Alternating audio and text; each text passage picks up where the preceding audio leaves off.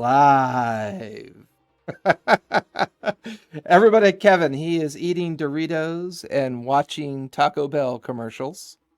That is his favorite thing to do. Um, so, hey, everybody, welcome to the 1 hour talk show hosted by Rumble Belly, where you will finally realize just what an idiot he is. Um, no, not really. So, um, this particular game has been in the works for quite a while. Me and Kevin talked about it. I don't know, Kev, about a year ago or so, I Yeah, think. about that, yeah. Um, by the way, this is a zero session. We're going to be doing a couple different things. We're going to be rolling some dice for abilities and building and finalizing all the players' characters. We will be doing some introduction as well. And then we will be um, enjoying the kickoff point of the event where we're going to narrate each individual character. And then next Friday will be session one, where we will technically officially kick everything off. So tonight's a bit of a Friday night kickback. Everybody relax, no stress. I've been stress eating all day because, I'm naturally shy and lack confidence. So, I ate 5 Big Macs, 4 extra large fries, Diet Coke, though. I do always drink a Diet Coke. Good to practice good health and, be conscious of things like that. So, the first thing we tend to do when we kick off these fun little stream sessions, can anybody check the audio and make sure that the background music isn't too loud for me? Really quick, because anybody out there who's watching is obviously going to hear it first. And a lot of this process is new for me. I'm used to sitting around a table or at Kevin Hits Studios table and playing in person, and we get to enjoy just sitting and gaming. With the current conditions with COVID, however, we are practicing safety. We're playing remote until hopefully this summer, when all of the vaccinations and everything else peaks, and we can safely meet back in the studio. This game will be an in-studio game as well. Currently, we're all broadcasting and remote playing from either our homes or our alt locations.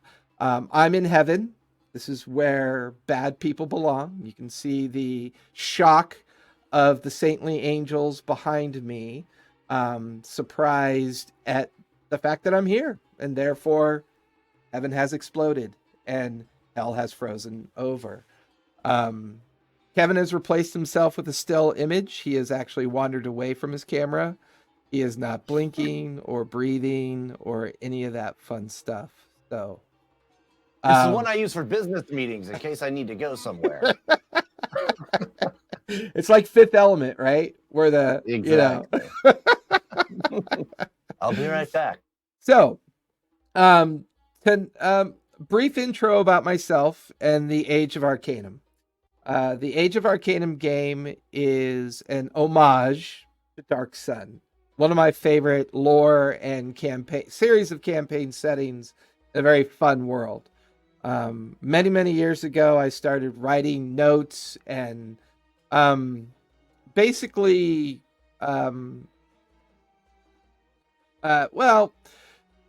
writing notes is probably an over-exaggeration. If I had a napkin, I wrote an idea on it. If I had a Post-it note, I wrote an idea on it. And then I stacked all this paper together, and one day sat down with OneNote, and me and OneNote got very intimate for about a couple weeks. And then I talked to Kevin about it. Age of Arcanum, it's not your typical world. In fact, it's, like I said, since it's an homage to Dark Sun, if you're not familiar with Dark Sun, I definitely recommend you go and explore the lore of Dark Sun. I'm not following their content. I'm not utilizing their content. All of my content will be homebrew. The game will be a D&D 5th edition game. We will be using the 5e framework.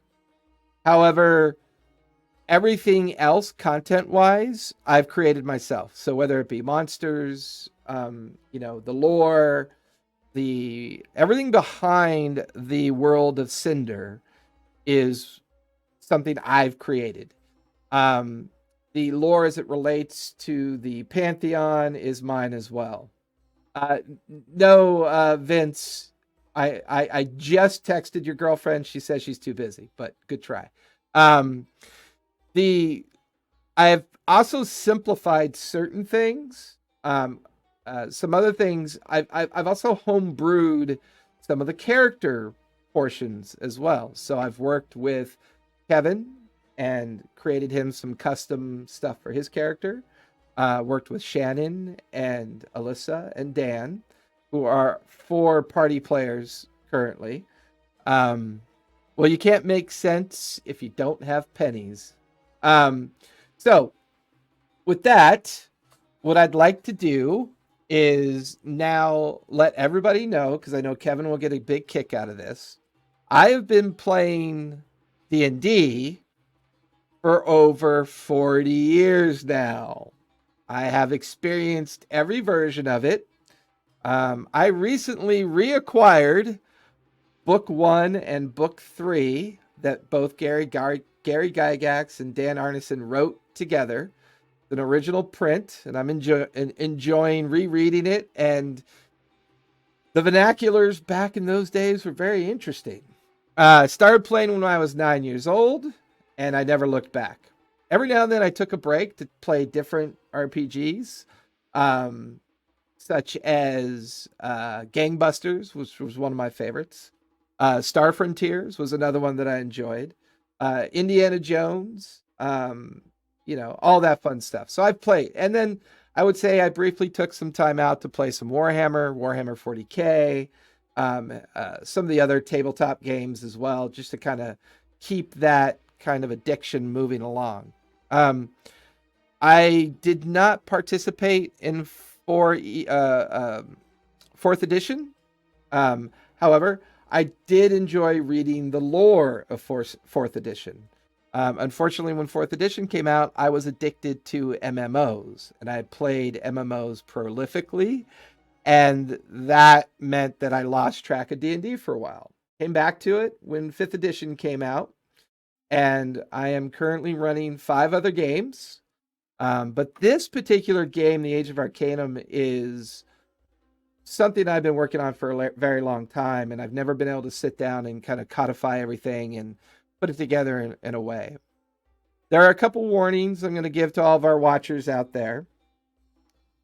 Age of Arcanum is a very dark and challenging environment. It is going to bring back to the forefront the idea of the anti-hero and the challenges people will have combating the idea of living in a hopeless world, but yet they still believe in bringing hope to it. And I think these are narratives and challenges that we somewhat deal with in our regular life, but in our fantasy world, we get to use very fantastical ways of dealing with these opportunities. It is adult based. So if you have a 4-year-old watching it, you may not want them watching it. Does that mean we're going to be rude, crude, and obnoxious to each other? Yes, to a certain degree. But we also understand that we are following the rules and guidelines based on being, an adult stream on Twitch. So we don't want to, panic Twitch out there and get immediately banned as we, start throwing around those words that are used to get people immediately banned. But, curse words and immersion in the role playing will kind of play out a little bit. So we will try to be mindful, but I do highly encourage my players to role play, immerse themselves, and really get into their characters. So with that, really quick, let's start with Somni, who is Mr. Kevin, go ahead. Some of you will recognize at least Kevin and Shannon from one of our other shows, Basilica of the Cudgel, the brainchild behind all the fun that we're currently experiencing. Kevin, fill everyone in on just about you at this point. We'll get to characters in a moment.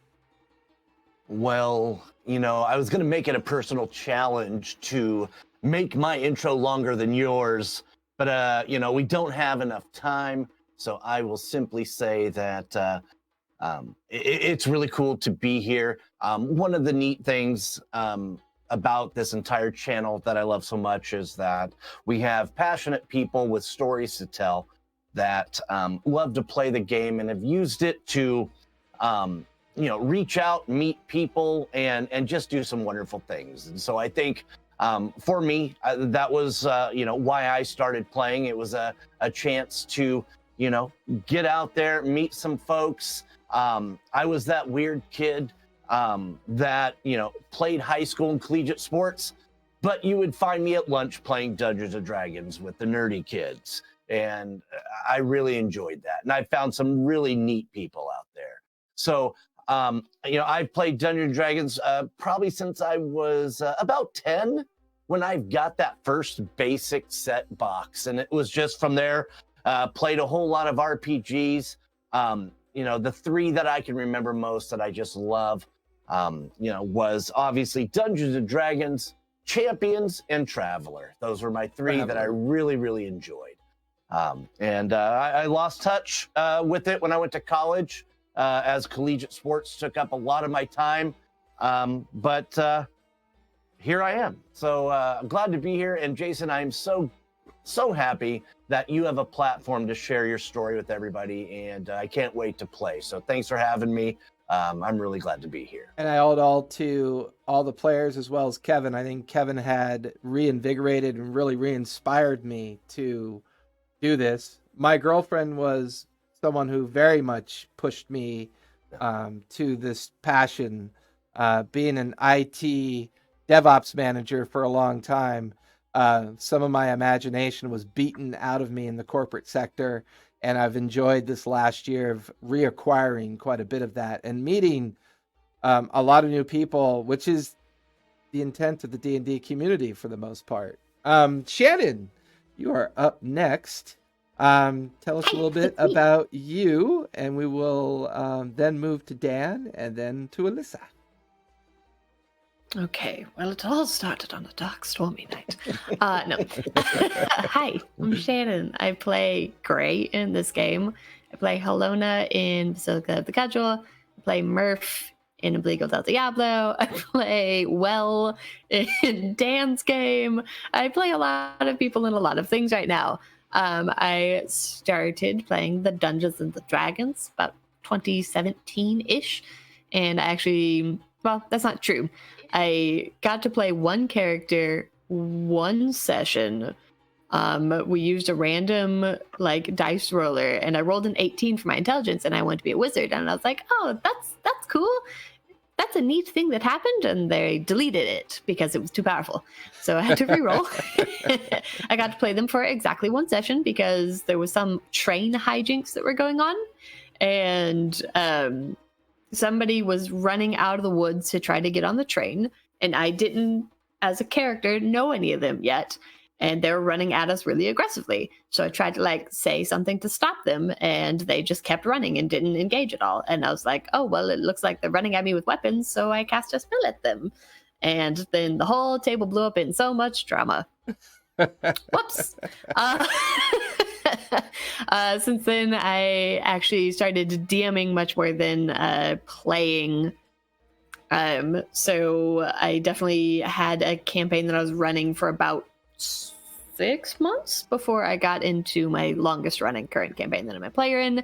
And I also have a home game, and I just spent too much time with the Dungeons and Dragons and the tabletop role-playing games. So that's me.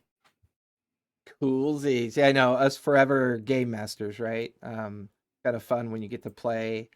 I've only ever actually played in Kevin's game, one other game before that, and I've just recently played in one on our Discord We have another DM that's been starting up a Friday game. He's probably be playing while we're playing right now. And we will, if when we get a chance, we will put our Discord information in the chat. And then we'll talk about that in a minute. Dan, please introduce yourself. Well, hello everyone. I am Dan. Oh, that saucy voice. Oh, goodness gracious. Hello, I'm Dan. I'm a bit of a performer. I've been acting since I have been consciously aware of the concept, and I tend to consume fantasy and science fiction material at a voracious pace. I remember when I was in grade school, I got handed the complete works of Jules Verne in this big old leather volume, and that was basically it for me. Reading From the Earth to the Moon and stuff like that. And eventually, Dungeons and Dragons and similar games were a bit of a natural outgrowth of that. It was an interesting journey there. Definitely had some like old school Satanic Panic vibes in my family to contend with. But I found it about my sophomore year of high school. I want to say that would have been 06 or so. And I've been playing pretty religiously ever since. It's been a huge part of my life, a huge part of my creative energy. And I like me better when I get to express through a ton of different like characters and ideas and stuff. And I'm super excited to see where these ones take us. Awesome. Thanks, Dan. When you mentioned 2006, I believe I was enjoying my second born at that point. And Yep. to that point, My first daughter in 2006. yeah. So to that point, my son Aiden is currently running 2 campaigns himself. He is 18 years old and he's at college right now, up at Walla Walla, Washington, the capital of D&D nerdom. So he's really super stoked. Alyssa, tell us about yourself. Hi. So my name's Alyssa. I've also probably only been playing 7. I play a lot of games, and though, even though I thought I was in quite a few.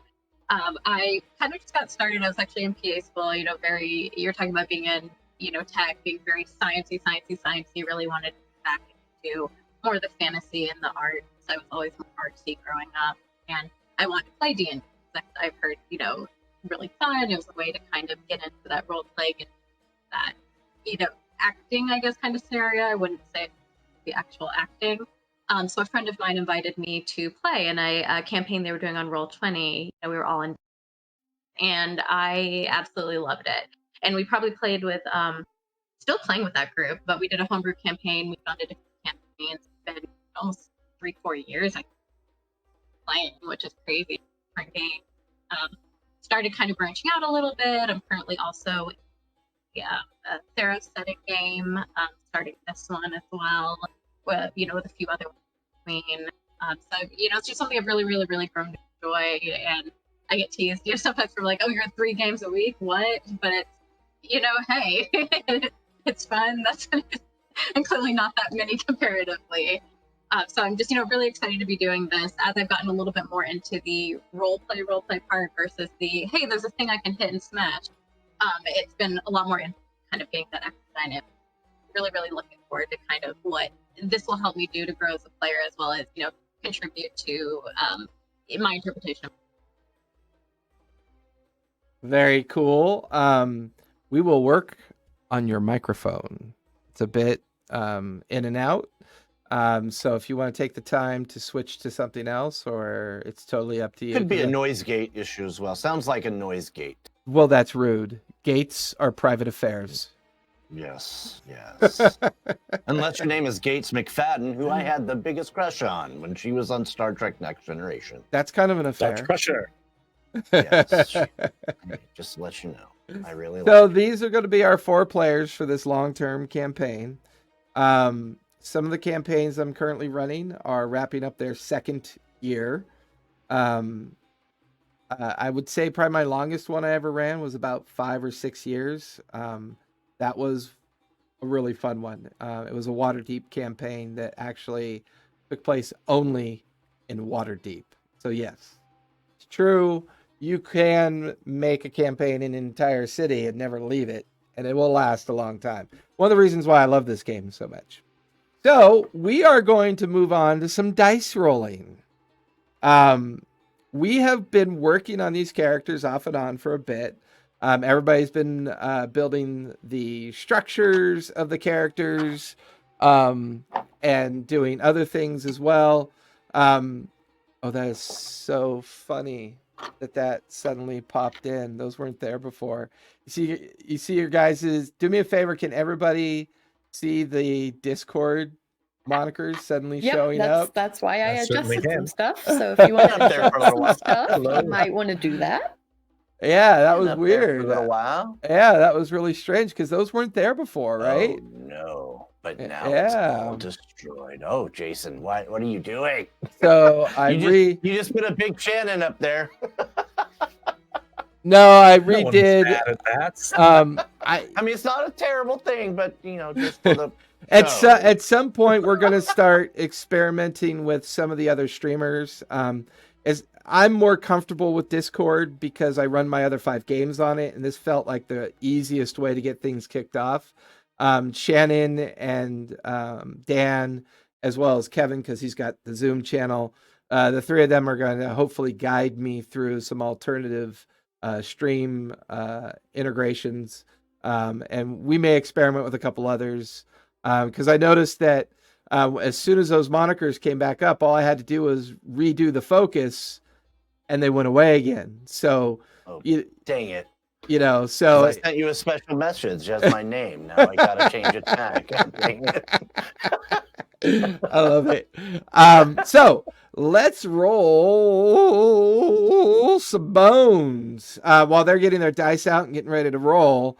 I've been working with each one of them individually. I even have some videos that we will put up on the YouTube channel of the interviews we were doing to kind of give you that feel for, being a storyteller and working with your players is very important.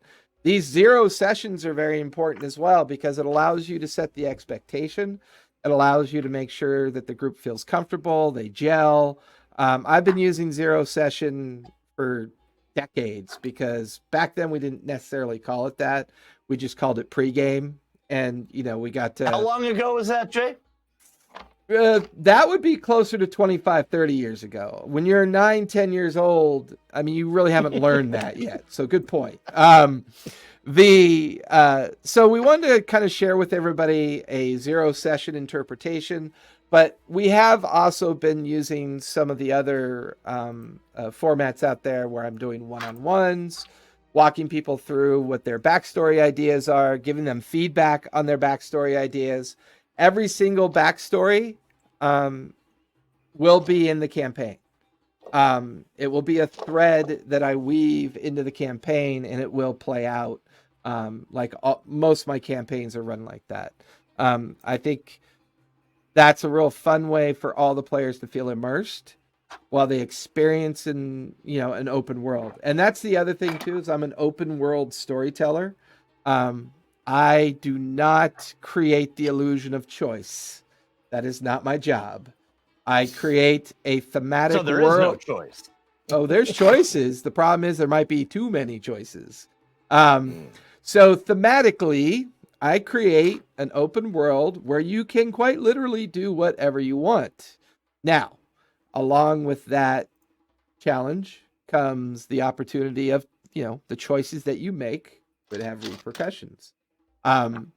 But if you choose to stick to your backstory and you choose to play your character as your character is written, that can create some really fun opportunities of choice. So who is going to roll dice first? Let's see here. I think the big smirky smile on Shannon's face is a dead giveaway.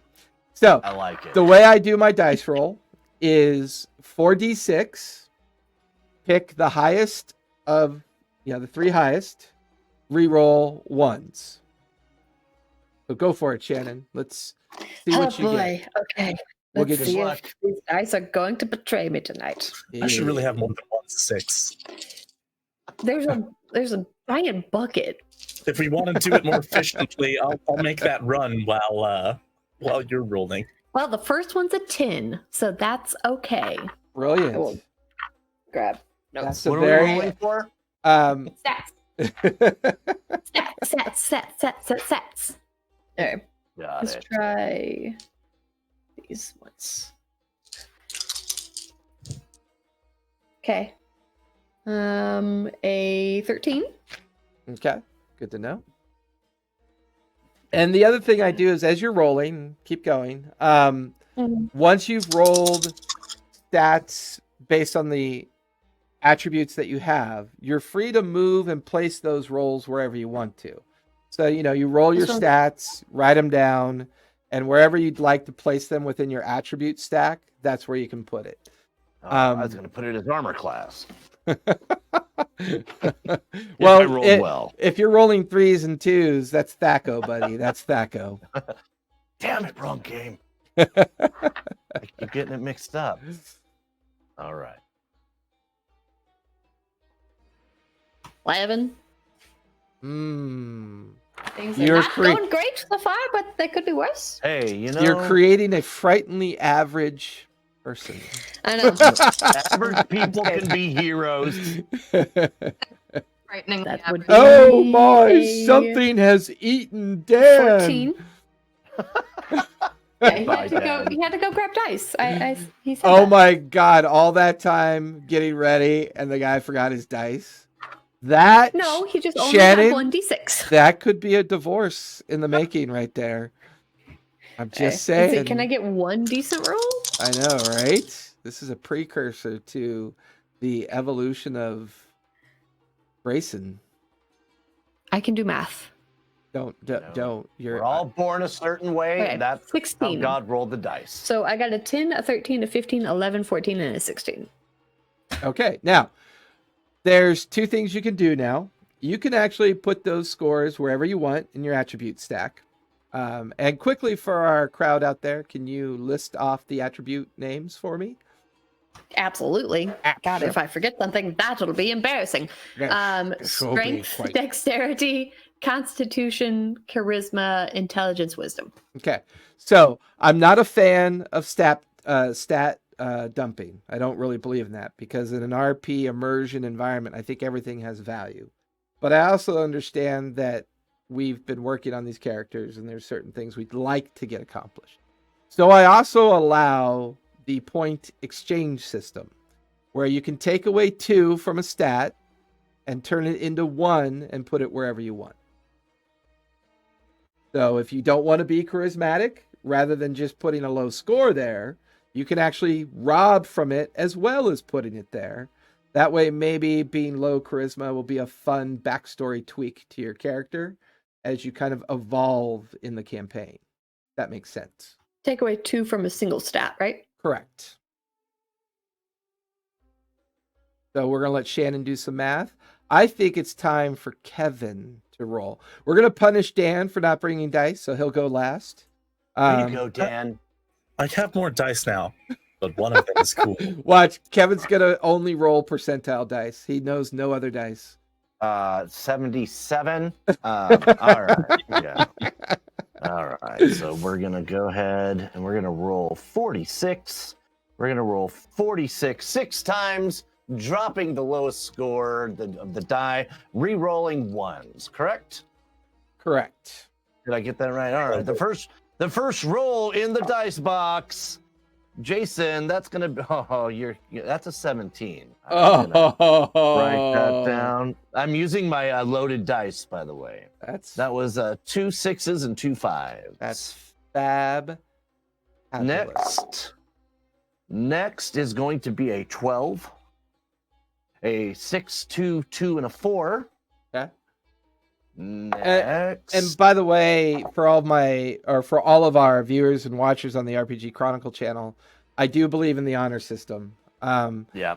I wish I had a camera to point out. Yeah, I don't need that because we're all well-seasoned veteran adults here in gameplay. We know that the dice rolls are a mechanic of the game, The real fun Yeah. is seeing how well we roll dice when it matters, like when a giant Right, worm is exactly. about to eat Kevin's character, or Dan is trying to be saved by quicksand, or perhaps Alyssa's character is being thrown off of a giant lizard that she's trying to learn how to ride. So, Or the little maybe things maybe in I get life. stuck in or maybe a spider pulls me up into a tree and sits me there Yeah, for 2 I'm hours. never going to be able to Um, live that down, am I? Yeah, That's yeah. just So I rolled a 6, 6, 3, and a 1. I re-rolled the 1 to get a 4, so that's going to be a nice. 16 to add. Nice.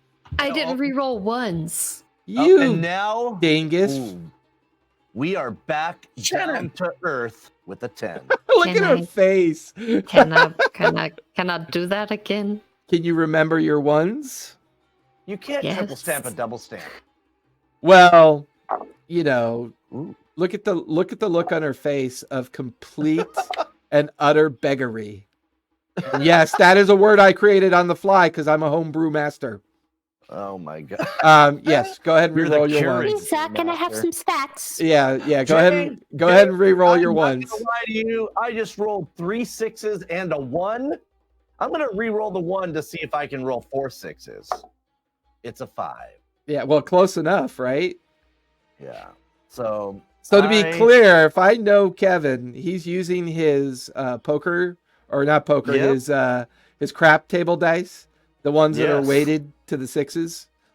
It is the plethora of colors. I've got blue, white, red, and black. I'm using the metals today, and they have just been very, very nice to me. I'd ask you to weight them in water, but they would just sink. They just go clink. Probably, yeah. So all right. So the scores that these dice rolled: 17, 12, 16, 10, 14, and unbelievably an 18. Okay. These were very nice dice tonight. So feel free to put those into any attributes you want to. And like I explained to Shannon, you can do the 2-for-1 trade. You can take away 2 points from a roll and add 1 to another attribute if you want to. It's up to you. And I'd like to just ask really quick, knowing the character that I'd like to play, which is the attribute do you think, Jason, I should have, my highest in? Well, I know you're going the custom Templar route that we built Yes. for you. I Yeah. believe your charisma base, correct? Yeah, because it's a sorcerer fighter hybrid kind of deal, right? Right. So, So charisma would be for the magical arcane portion. correct. But you're also got a bit of a DPS tweak to your build out. So Yeah. I would say charisma, strength, con and Yeah. dex, or charisma, strength, dex and con, depending on how you want to kind of put that together. And we Right. will And be so I can take okay. and we will be sharing our character links before we get started tonight, so everyone can freely click on those and see what our characters look like. And I could turn that 18 into a 16 and give a point somewhere else, correct? Right. So take away 2 from what? Yeah, exactly, and then give 1 to Okay. another. All right. No, and now I'm good to go. Thank you. Okay. Let's go to Alyssa. I'm sure Oh. she remembered her dice. Oh, I have 4 sets with special colors specifically for my character. Oh well. So Well, let's see. You got to hold those up so we can see them. Nice. Nice. Look at all those purdy dice. So purdy. Although I find it interesting that Kevin has metal dice and thrash Right. metal does not. right? Oh, you do? No, Oh, no, yeah, no. he does. They are. A 5 and 1, re-rolling a 1. That was another 1. Yeah, you only get the 1 initial reroll, unfortunately. Yeah. Well, that's okay. I mean, there is some halfling-esqueness to you, but until proven otherwise, yeah, you only get to reroll it the 1 time. I'm sorry. 10 for that one. Okay. That is, I can't read. Oh, that's a 6. That's a 6, a 4, a 4, and a 2. So we're going with 14. Reroll that too. Oh, reroll the 2? Okay. I thought Oh, it no, was I'm one. sorry. No, I thought you said 1. My bad. Never mind. No, it was a 2. You've repeated 2. Yeah, I know. I was thinking But one. his brain thought 1. Yeah. My brain is All very right. wound up in the 3. reverse state. 3 5s and a 4, so that's a 15. Nice.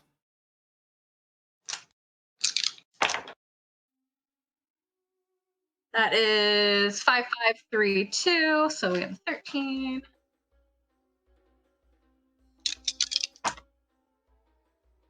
He's 6 5 3 2. Another 14. Okay, she's not terrible. And one more set. That is a 6, a 5, a 4, and a 4. Nice. Oh, that's Those are- 15. Okay. Yeah, I mean, most average stats are considered between 11 and 13 are usually considered average stats. So anything over a 13 is actually quite good.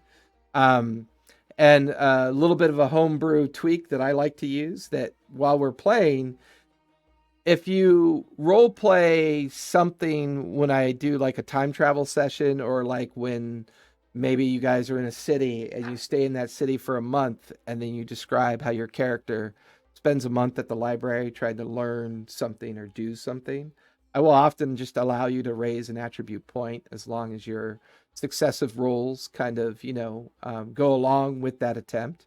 And obviously, the more detail you put into the effort and the understanding of what your character's trying to do for the immersion of the RP, then, the more rewarding I'm able to be, right? Because that creativity means that I can be creative off of what you're doing. And I reward inspiration like crazy, because when people do creative and fun things, I think it's really fun to be able to hand out D6s and D8s and, to really create that feeling that people want to feel immersed and involved in the game. And since we're in a 0 session, this is how I'm going through the process of explaining some of my homebrew rules. So this is a part learning thing, and we'll kick off the event tonight with some RP as well. So now for your stats, you're free to put them wherever you want. You can, rob from Peter to pay Paul. You can take 2 away from 1 and use that 1 and put it wherever you want. So you can organize those attributes however you feel. So if it fits into what you've already built, from a framework perspective of your character in mind, then feel free, flesh it out, add it. And we are using D&D Beyond. One of the challenges I'm beginning to realize that I'm having using Discord, and I will fix this for the next session, so I do apologize to everybody. I need to pop out my Discord screen and put it somewhere else, and then do my capture work. Because right now, if I try to go to Discord chat, it will change all the captures. So I will not be able to control my music tonight. I will not be able to do all that fun stuff that I had plotted in my tiny little brain in regards to keeping this organized. But we will still get it accomplished. And Kevin helped with this overlay, this incredible overlay. I will try to do better with my framing and get everything to go. But here's the solution to all those would-be streamers out there that I learned from Kevin. You want to avoid the framing problem? Have all your friends put green screens up behind their chairs. Problem solved. So, and we will be arranging a Kickstarter fund for our friend Alyssa here. She is in need of a microphone. She woke up very sad this morning, and the microphone that she chose that she wants, it's a $12,000 microphone. It's utilized for digital recordings. I have my own suspicions as to why she actually wants them, but I will not interfere with what she really wants to record. But other than that, we will also be getting a microphone. I believe there is a Blue Yeti in your future.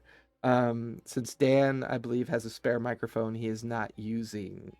I do have a spare at that, since I got the Elgato. The I have a question. It isn't related to Uh-oh, here it Don't- comes. uh-oh. Here it comes. No, I'm looking at the race, and usually, racial ability score bonuses are a +2 and a +1. Correct. This only has a +2 dex. Does it not have a +1?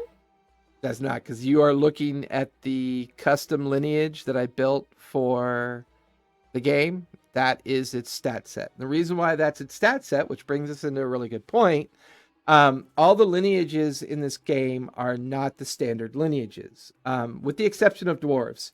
Dwarves, from a lore perspective, are a very resilient and kind of time-honored lineage that kind of is so adaptable based on their behavior. I didn't really feel the need to tweak them. However, in this world of Sinder, in our campaign of Age of Arcanum, elves do not live as long as they used to. They do not have the constitution or the resiliency of their physical self that they once had. And during the collapse of Arafan and the regions in Arafan, elves almost became extinct. They had to learn how to live together, and unfortunately, due to the climate change and the other activities that went on within the world of Sinder, the drow elves and the high elves, or the surface elves as they're referred to now, put away their old grievances and decided to work together for the sake of at least trying to preserve their lineages. We'll get a little bit more into that later, but that is why you do not see the con bonus for that one. Indeed, my particular variant of human, unfortunately, does not get a bonus to intelligence, which will certainly be the thing I use most. Correct. So, our final roll for the evening, Mr. Dan, who had to use borrowed dice. That he was severely chastised by Shannon, and I'm sure many lashings will be brought upon you later. Hey, let's just leave that to them. You leave that alone. Rubbing Nikola Jokic's head for good luck. All right, that is 5, 6, 7, 8, 9, 10, 11 for the first roll. Nice. Starting out solidly average. Remember to reroll ones if you get that. Reroll your Reroll runs. Reroll runs. I'll reroll run. Stop making. Hey, I said that on purpose because he can help me with that. Don't you second run? Roll, Don't you run shame me? second roll, also an 11. Nice. You're number 1 4 times. That's what you're saying. 9. Third roll, also an 11. He can re-roll both of those, right? Because they're ones. Yeah, he Yes, can. all Yeah, of 'em. all ones get re-rolled one time. So that 11 reroll. Fourth one is a 15. Heyo. Nice. That one is an 11. I'm so glad we are here for Mr. Vince so that he can, stay away And last, and throw just wonderful meme titles for us, which Dan will take care of later. indeed. All right, so I'm rolling 11, 11, 11, 11, 7, 15. Oh. Yikes! Oh, awesome. This should be very interesting because I believe 7 is in the territory of below average. It is beyond below average. That is practically disabled. You wish. 10, 9, 8, 7 is on the borderline. I believe a 7 is typically what, a -1 to a stat? -2. -2. Okay. Yeah, that's correct. So yeah. Once again, 1 as my final stat on it. Rerolled. Got another 1. yeah. So put those stats in any attribute you want. 2 for 1 point exchange if you choose to use it. And best of luck to you there, buddy. I think I'm about to roll with a bunch of 9s and an 18 intelligence. Ooh, that would be very interesting. Bold Like, move, my friend. Glass from that Bruce Willis movie. Yeah. But here's the really Hey, fun Jason? part. Yes. Are we also rolling for health? No, so I'm getting ready for that part so everybody can understand how I do my level 5 and under kickoff. So, I was originally toying with the idea of starting off everybody at level 3. I have changed my mind on that. Everybody's going to be starting at level 5. Oh, The reason why I did that, I know Kevin's going to give me a snarky comment, is I tend to like Kevin. Trying to kill you early. Well, no, but so here's the thing. This is one of the reasons why level 5 and max health is kind of an important use of the system for me. It creates a more forgiving. Yeah, I know. The dude face. It creates a more forgiving opportunity for both the storyteller and the players to make mistakes that minimize TPKs. Between level 5 and 10, I'm not a fan of TPKs. It doesn't make sense to me. The fun of a game, yes, is the challenge of making your choices, using the mechanics and the efforts it requires to get you through whatever situation you find yourself in. But to me, narration, storytelling, immersion, RP is my main motivation for wanting to run Age of Arcanum. So I'm being very selfish at starting at level 5 and maximizing health. So everybody will start at level 5, and whatever your maximum hit points are allowed at level 5, you're good to go. Now, I do not use XP, I use milestone. You will hate me even more than we used to, tease Kevin on the Basilica of the Cudgel. I've been known to go 15 to 20 sessions without a level up. Another reason why I tend to put you You're at used to the that. higher start level. So, so because this is all homebrew, most of your preconceptions about monsters, situations, environment, and everything that's going on in the world of Cinder, you will have no idea other than what your backstory allows you to know about the world. That's very unforgiving because as soon as you leave your area that your backstory has you in, you will be in completely unknown environments, climates, territory. And I'm treating that transition from where you start in your backstory to where you're going to end up by session 1 as if we've already been playing for like 6 months. And the reason why I'm doing that is because the way my narration of this campaign is, it starts off at a very specific jump point, but I wanted the 6-month time travel to be yours and your immersion of your backstory and your evolution of who your individual character is as it begins this journey towards being part of a group. All of you as either pseudo heroes or, heroes by nature or anti-heroes because of the way the world has oppressed you and kept you in this hopeless state. You're going to begin a certain way, but by the end of my campaign, you will be different people. Your characters will evolve and possibly devolve as you move through this campaign. There are no rails. There are no preconceived notions of choices. I've already written about 1,000 encounters for this game. How these encounters evolve with your backstory is not predetermined. An encounter doesn't simply go away because you don't meet up with it. It continues on and affects the rest of the world and the rest of the way things are unfolding. Just because you didn't meet that particular encounter doesn't mean it's a zero-sum game, right? If a particular group of individuals are evolving around you, and maybe you run into them at some point, and they seem very low on the overall NPC spectrum of level and abilities versus yours, if you run into them again a year later, they're not going to be the same people. You run into them a year later, they will have evolved through the world as well. Nothing is static in my worlds. My worlds are constantly changing, constantly evolving, because I want to make sure that when you do decide to make your choices, it can give me the freedom to say, okay, based on how this choice has been made, this is how it's going to affect your backstory. And there are going to be moments where I reach into your backstory and I pull that thread and I coil it in front of you. You can choose to take it or not. It's up to you. But it's there for you to make that choice.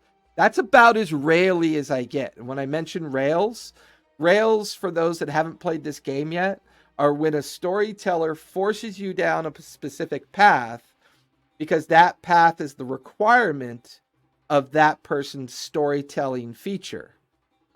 So I avoid those as much as possible. But I did not avoid them when I was a lot younger. The first 2 or 3 years of playing this game, and I played a lot of modules for the first couple years, it taught me a lot about the different types of storytelling play styles. I now avoid that because I feel I've matured into a different type of storyteller. I've moved on, and I much enjoy the satisfaction I get from home brewing is just like I'm always on cloud nine. It's so much fun. And in this digital technology age that we have all inherited, so like for people like me and Kevin, we've actually watched that technology transition from me being a storyteller back in the day as a dungeon master, where I had to fill up my car with like 25 metal boxes and cardboard boxes, all my miniatures that I was just getting, a handle on. And it took an entire vehicle load of stuff for me to be able to do what I, am doing now, essentially. One of these days I will show a video of the studio here so you can see all the minis. If you go to our YouTube channel, you can see Kevin Hitt's studio as well, all of his amazing minis and the way he's set everything up. But then Shannon and Alyssa and Dan are in a very unique situation as both players and storytellers, because the methods of technology that helps support us now means you now can make two clear choices as either a player or storyteller. You can decide to stay in the hardcover world, or you could go digital. And if you go digital, everything you need now could be as simply as, on a tablet and a handful of dice, and, you're good to go. So I really, Kevin is Somni. We are going to get character introductions here shortly. To get any of our new viewers up to date, we have been doing some zero session activity.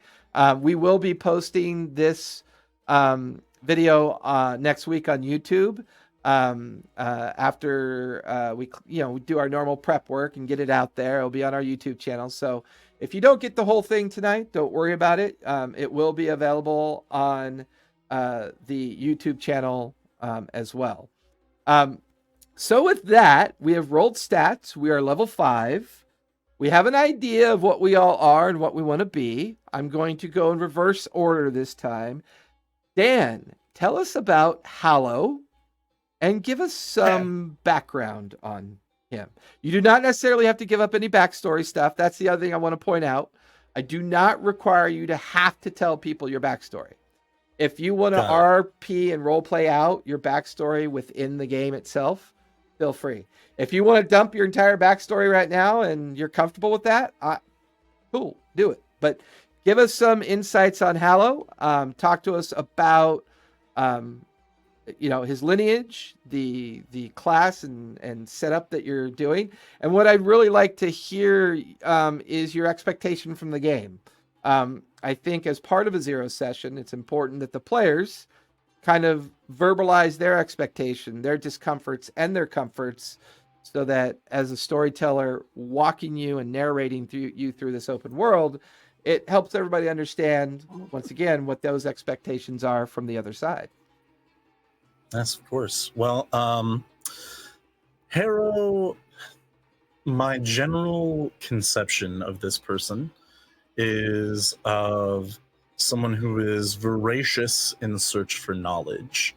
As his stats would indicate, based on perhaps the worst character generation rolls I have ever witnessed, are they indicate an otherwise unremarkable person other than his mind.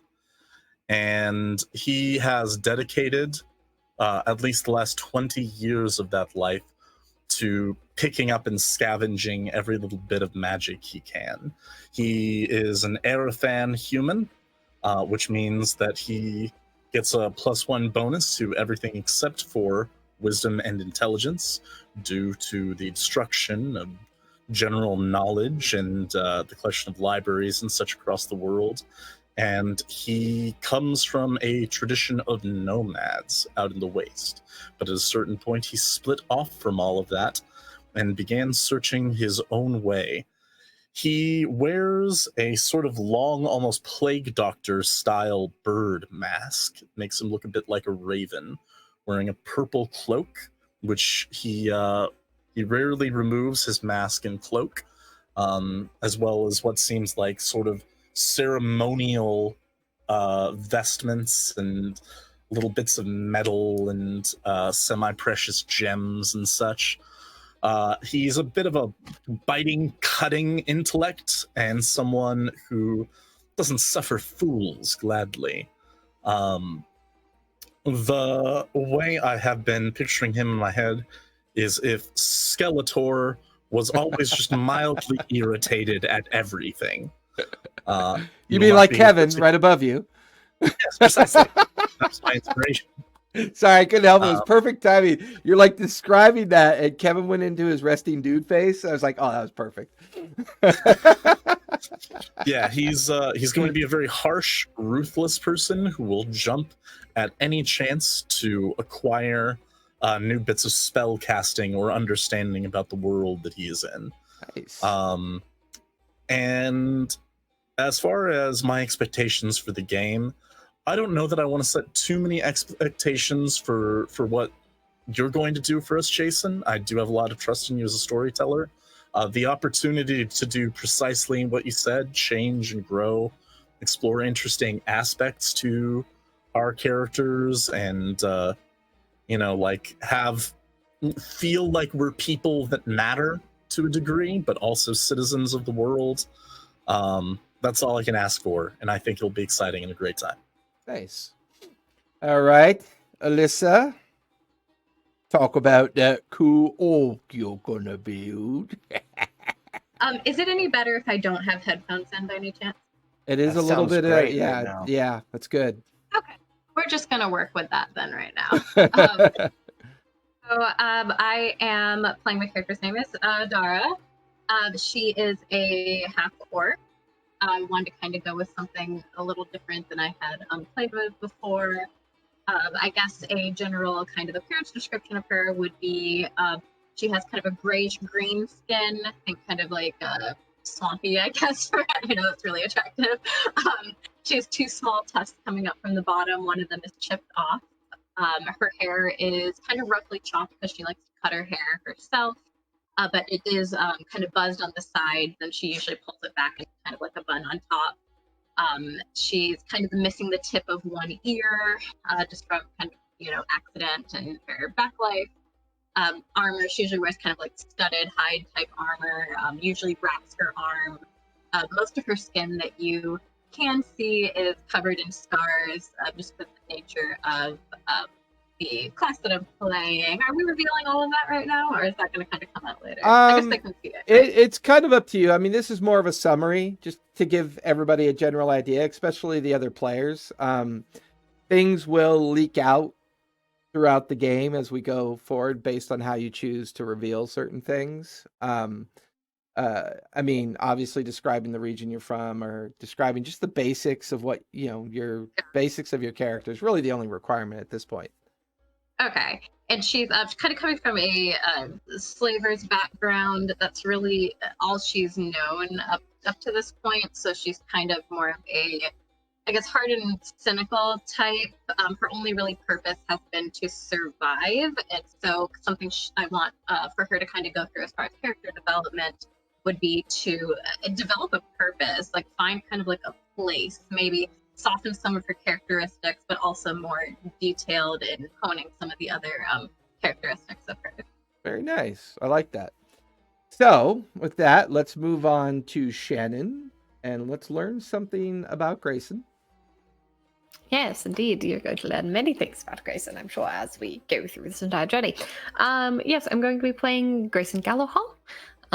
They are a Stonewood elf. That is a custom lineage that Jason made.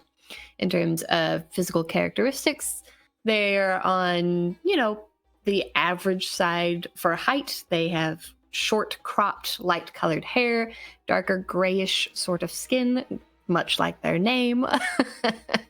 In terms of a little touch of background from them, they did not necessarily want to be an adventurer, and that is kind of how I'm going to be playing them. Also, I am referring to them as them because they use they, them pronouns. They were perfectly content to stay where they were going to stay until one day a thing happened that made that not be able to be a thing anymore. And we'll get into that at some point, I'm sure. They don't necessarily look at themselves as the smartest one in the room. I would like to describe them as the goodest boy, just trying to make people feel better about stuff and things and keep people in one piece, hopefully. We'll see, though, because this world is chaos. They have a little bit of familiarity with the darkness in the world, so it's not that they are ignorant to it and the fact that this world is brutal. It's not that they don't know that, but they try to see the good things amongst the bad to the best of their abilities.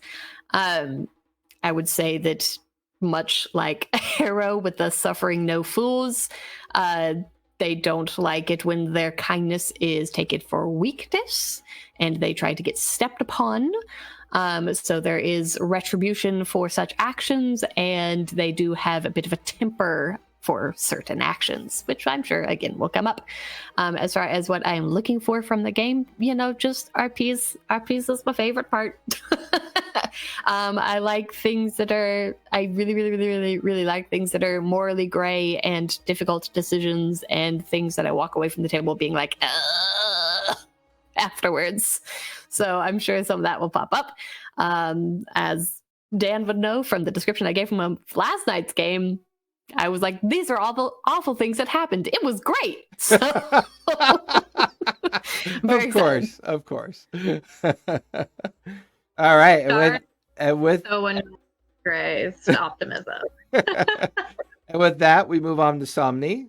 Kevin, tell us a little bit about and I have a little vested interest in this one because this is a custom lineage that I've been thinking about for some time, and I felt it would make a really fun anti-hero. And then Kevin fleshed it out quite nicely. The beginning of his story is going to be very interesting, I think, and I hope people enjoy it.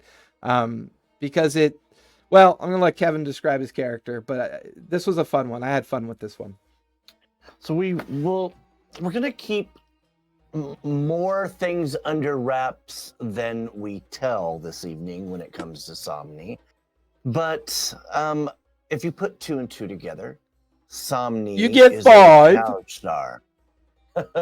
Somni, which is Latin for the word sleep, is a Kalistar, which, if you know anything about that particular race, are basically a hybrid race that come from the dream world of folks. They are actually kind of willed into existence. And there's a particular reason why Somni was willed into existence here on this world. There may be a goal in mind that Somni is attempting to complete, but Somni is actually the Templar of one of the, and what's the word for it? Ruler, king, I forget what the rulers' names are. It's a sorcerer king or something along those lines. Yeah, we'll go with Somni, that. Yeah, Somni is basically, if you know anything about Game of Thrones, he is the hand of one of the sorcerer kings and has been sent out to do some things. Now, whether he was sent out and tricked his sorcerer king, or if he's actually doing something, that will also be fleshed out. But you are going to see a stoic yet brooding Kalistar that is always wearing crimson with a robe covering his head at all times, unless the shit hits the fan. You are going to notice that he doesn't use his voice a whole lot.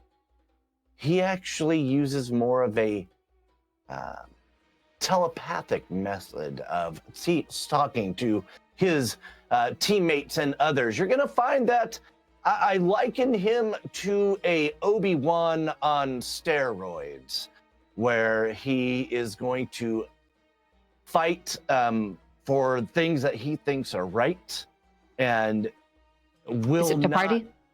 That is, and he will not give quarter nor mercy to those people that he believes are wronging others. It's going to be quite the show, and he will need to be reined in once in a while. So, Somni, your Kalistar, he's ready to go. Nice. So, with that, let's talk about this interesting world that we are in. Talk about the world of Sinder. Oh my god, so funny. All right, I'm trying to move this window out of my way, and it likes to challenging me, and I refuse to allow it to win. I am far superior than that. Not really. I get beat by electronics on a regular basis. So let's talk about Sinder. Let's talk about the regions that each of our individuals are from. I'm going to shift another window really quick over to my other screen. Yes, there it is. I hate you. Well, you know what? I noticed when I hover my mouse over the frame, that all what does that say? Jason is a doobie. Jason is duty. Oh, duty. I love it. You're so funny, dude. Ah!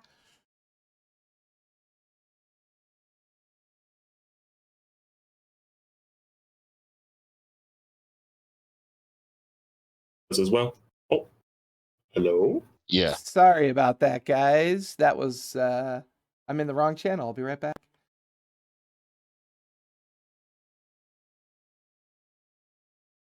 Oh, nope. You're still in this channel. What the? Oh my god. Sorry, guys. What the?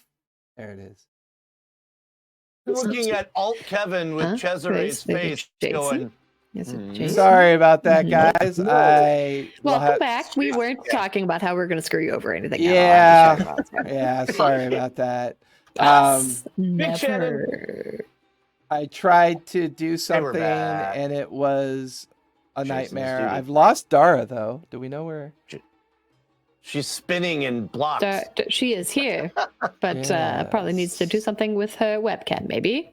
Perhaps. Did you decide on any magic items to start this thing or equipment stuff? No. Is In it your fact, typical just make sure you're equipped with whatever you want, just no magic stuff? correct.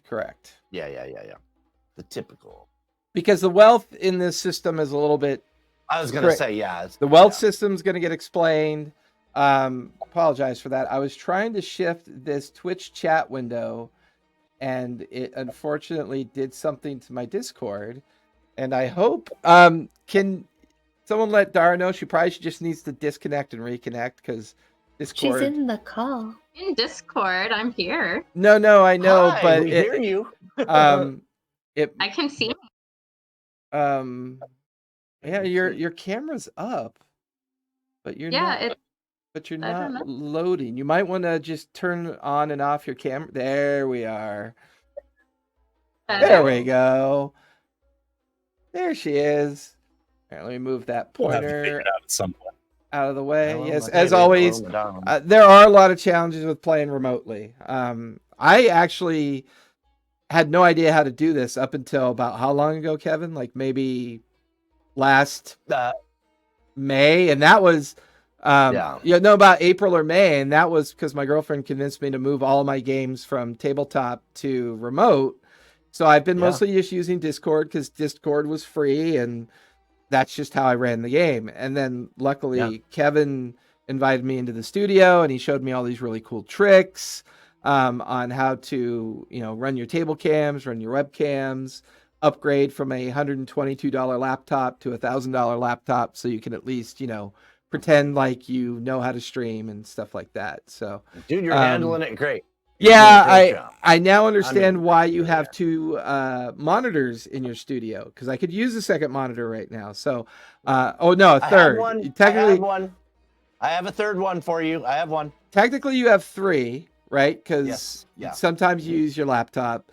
So, when I get my desktop built and the last remnants of building out our secondary studio, I do plan on duplicating what Kevin did. That way I could throw my screens up in the appropriate areas and not accidentally hit a button and bounce the camera and the video everywhere. And we'll get there. And this is all the fun, man. This is all what it is. We will upgrade and continue to learn, and people will learn with us, and we're going to have a great time doing it. Absolutely. So let's talk about the challenges of this particular world of Sinder.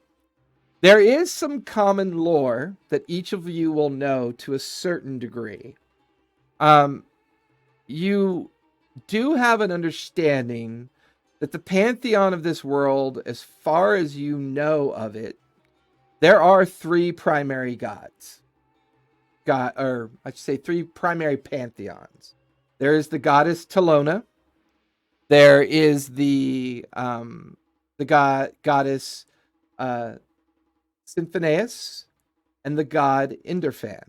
You are aware that Inderfan and Sinfoneus are twin gods, and at one point the lore tells you that they did kind of work together, and they were considered very hopeful twins who felt that this world was deserving of their passion, their ambition, and their goodwill and intent on what they tried to accomplish.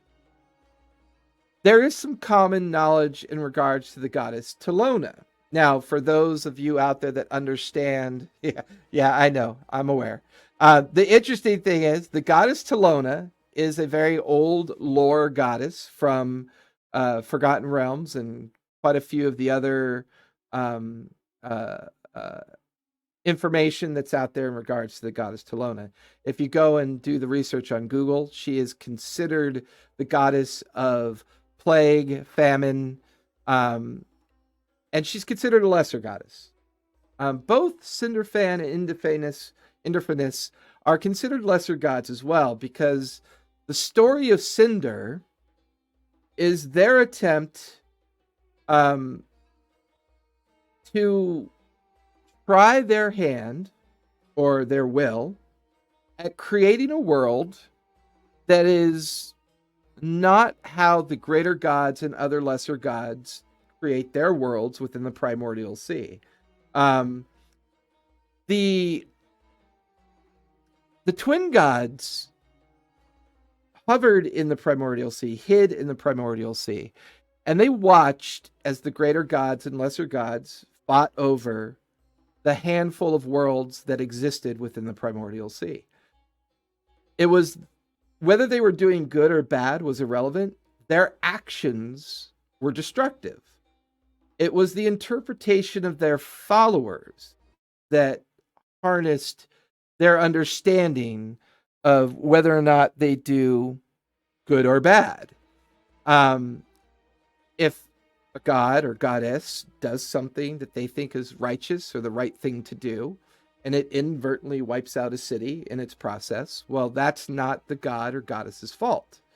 It's the interpretation of those that had the experience of that righteous action. And this process infuriated the twins, absolutely infuriated them, because their job was to collect the disconnected souls that drifted in the primordial sea because they lost hope in all pantheons. These thin silver pieces of thread in countless millions that were forever trapped in the primordial sea, wandering because they refused to believe in heaven and hell. They refused to believe in the pantheon system itself. They felt so personally and physically betrayed by the idea of what gods and goddesses were capable of, whether they were greater or lesser, or how they were reflected upon them within their mundane life. The twins took advantage of this. They found a maelstrom area of the primordial sea where all the detritus of all the worlds that were constructed and built for the purposes of the greater gods were simply cast off and set to drift in a very empty and forgotten area of the primordial sea. They took advantage of this by pursuing this area, and they gradually collected all of those souls that were forlorn and trapped in the primordial sea and gave them the breath of life, gave them existence again in this new world where the twins felt that things like war, anger, ambition, greed, lust, were all the things that were gifted by the greater gods in an effort to perpetually cause the mortal condition to always provide endless decisions upon which the gods would be making. This process they felt had to stop, that the mortal condition was not being able to be allowed to come to its full maturation and what they were capable of. And they felt that the gods and goddesses did this on purpose, that mortals were playthings. These were things that were meant to be controlled and told what to do, and that to allow the mortal condition to become a mature reality would eventually threaten the existence of the gods, would cause the primordial sea to cease its existence, and inadvertently cause the collapse of the known universe. And this was a fear that they propagated off of. And this is what the twins hated the most about this. So the twins spent millennia creating, building this perfect world. A world where, yes, the flora and fauna would be a natural creation of itself, that the souls that were given the breath of life and but brought into existence in this world were allowed to freely interact with this natural world, but with a more kind of slight guidance as opposed to an enforced guidance. And this worked well for quite a long time. Many millennia was spent building temples and edifices to mark the incredible way that the twins saved all of these mortal souls, brought them back into existence, gave them opportunity to build lives, build families, build generations of existence under their tutelage and under their guidance. It's also common knowledge that a particular lesser goddess known as Talona, who was fleeing a prime god known as Lathander, found by happenstance and by circumstance the twins collecting these souls. Talona was envious, angry, barely able to contain her immortal coil in the primordial sea as her followers had been destroyed and devastated by the greater gods.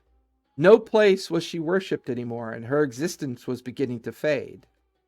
But she followed the twins, hid in the primordial sea. They did not see her. And as she followed them, she watched as what they were doing was building a world, collecting mortal souls, and giving Talona an opportunity to set her sights on interfering with what they were doing. And in secret, she prosecuted her campaign. She secretly used cults and organizations to burrow into this illusionary peace that the twins had created. And suddenly things began to appear in this world that the twins did not think would ever happen. Famine, plague, lust, greed, a animus of emotions that they thought they had successfully contained and controlled, and they did not know what had happened. This is as much as the old world is knowledgeable of how the three gods came into existence. This knowledge stops here because of a great series of events and thousands of years of evolution of these relationships that have actually led us to this point in time, which is the collapse of knowledge, the collapse of infrastructure. The continent of Arafan is bereft of organization, control, governance. The understanding of stability has long been sought after, but can no longer be found anywhere. Most lineages have been clandestine or become nomadic in nature. Some nearly extinct and having to change the way they behave and how they structure and organize themselves. The world itself somehow met with a calamity that most have forgotten over time due to the transition from what was once a healthy world into a devastated world of severe climate shift, weather that is no longer predictable, and clean water no longer exists on the surface of Sinder. Sinder is completely bereft of clean water.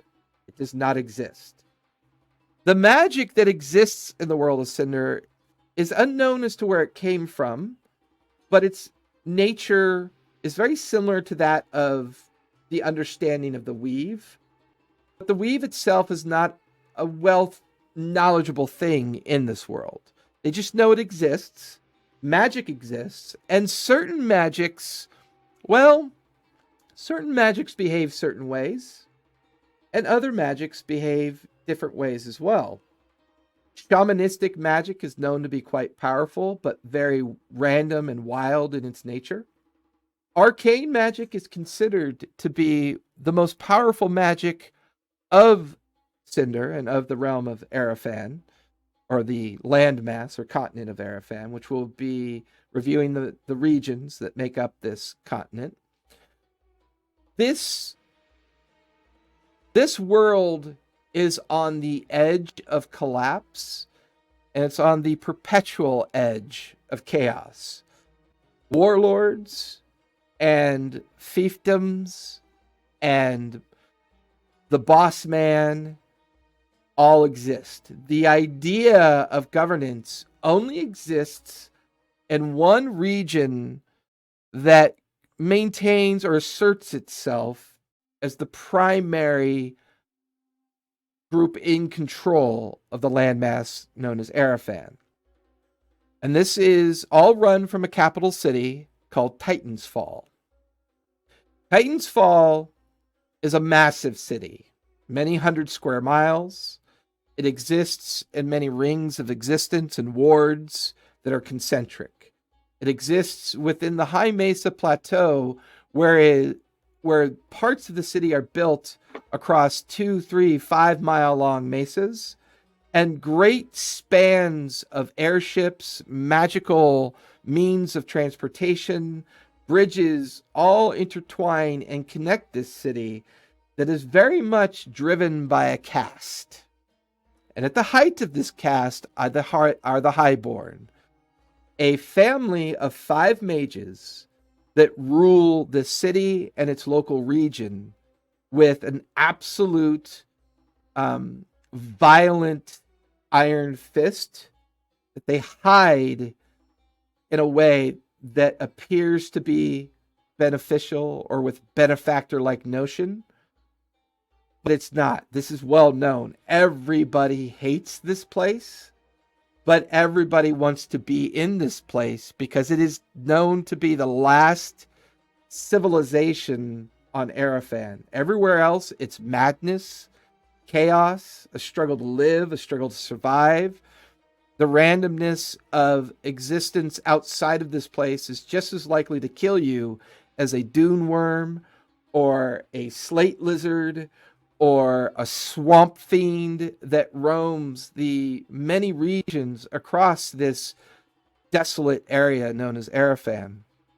However, there are other regions that struggle to survive. Grayson is from one of these regions, known as the Stonewood. The Stonewood is a petrified forest many hundreds of miles in existence. However, below the surface of the ground are the warrens that the drow now take care of. These warrens keep the tree roots alive, for they have not petrified yet, but it also provides them a means of farming and survival for what remains of the elven people. The drow elves and the high elves, or the surface elves, are no longer at war. Their old hatreds are forgotten, even though they were perpetuated at a point. And they were forgotten for the sake of their very survival. These elves no longer live these long lifespans. Instead of living almost 1,000 years, they're barely able to consume 300 or 400 years within a lifespan because of the climatic way that they've evolved in this new changing environment and climate and weather. They use their magical shamanistic natures, their arcane-like natures, to do one thing that everyone in Arafan is aware of, and all the survivors stare off in the direction of Stonewood during the changing of the seasons, as it's often celebrated with the lifting of their capital city from the surface of Arafan and up into the heavens themselves to avoid the massive shift in temperature that occurs down below. This requires a great deal of arcane and shamanistic magics, requires a great deal of understanding of how magic works, and tends to consume the hierarchy of the priests and the priesthoods and the priestesses that maintain this ability to protect their people from these harsh climates during the hottest time of the year. To the north is the Broken Collar, the great volcanic region where Somni hails from. His warrior king is a very powerful dwarf by the name of Soot. King Soot has been at war with Titan's Fall for as long as most people can remember, maybe even up to 1,000 years, many generations. Even though the dwarven numbers have not been able to grow exponentially like the human numbers do, Soot has done his best to foster a safe haven for those that believe in this war against Titan's Fall.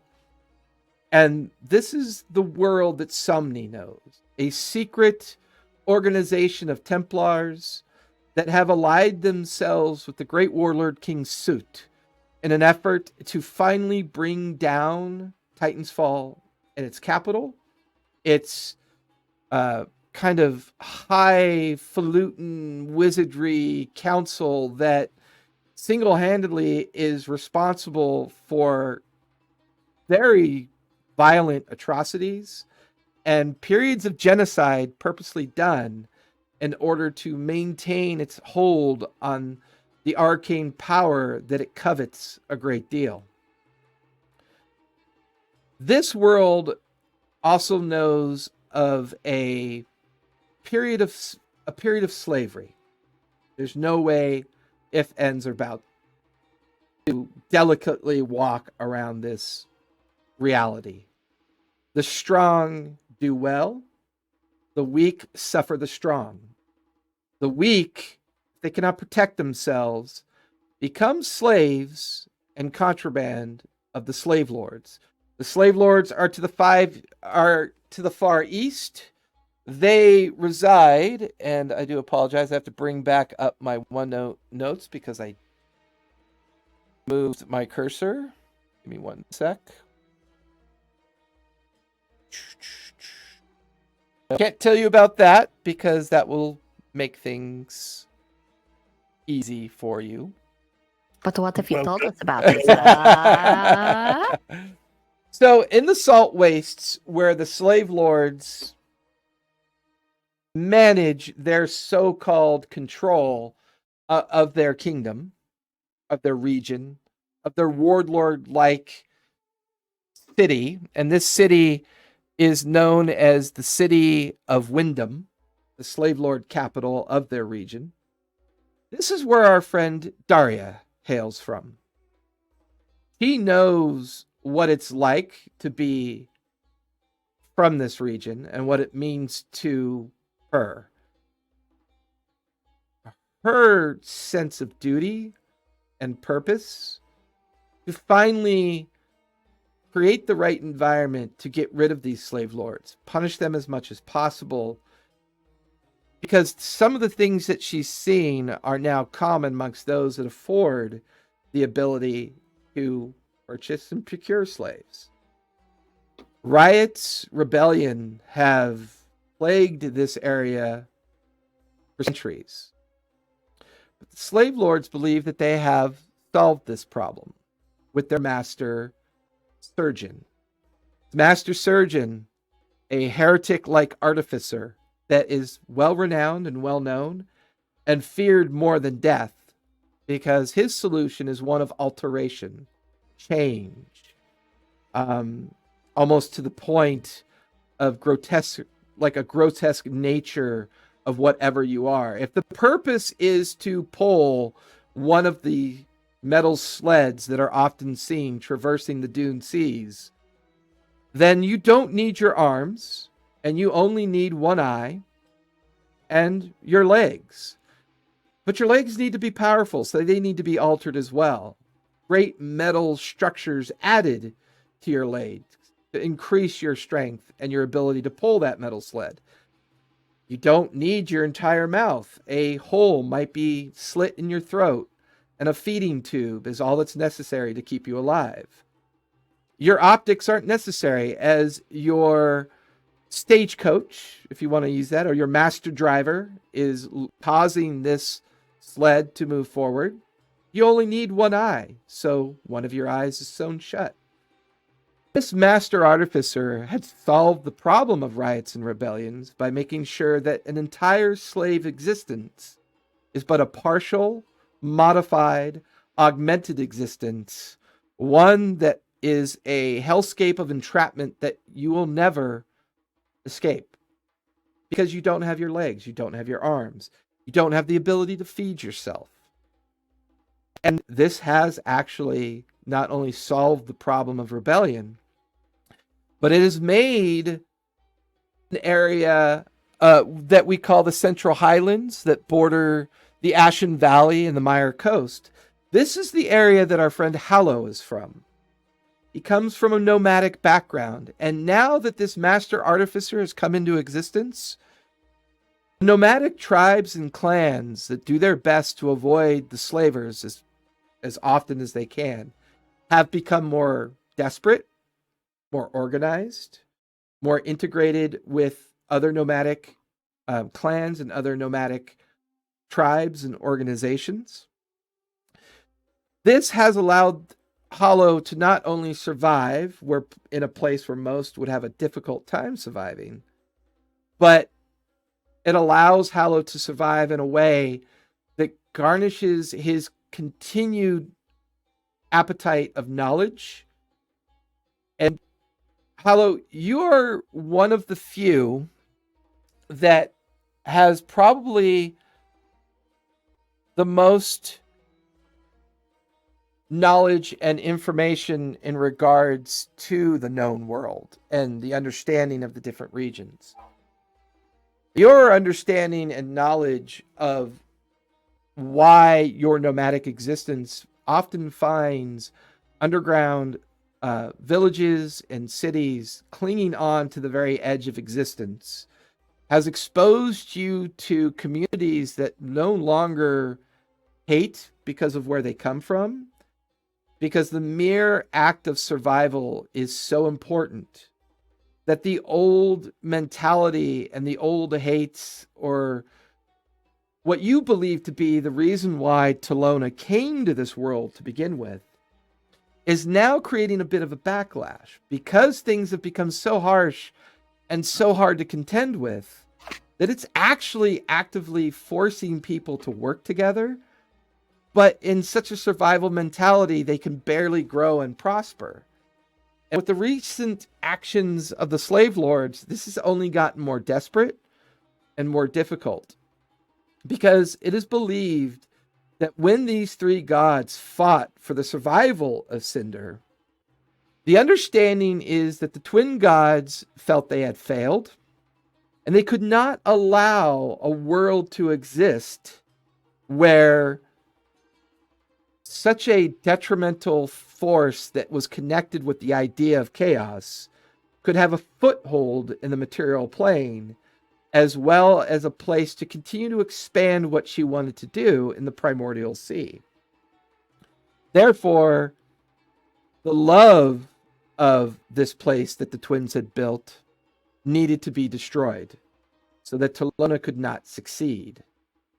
However, through manipulation, grift, and illusionary practices of Talona's magical ability, he convinced the twins that they were working against each other, so that when the final calamity came, the three gods fought over the entire surface of Sinder and brought about permanent climate change, or it's believed to be permanent climate change. The old weather systems changed and became, well, quite frightening. The acid rain that pours down during the season of cold, or sometimes known as the season of dark.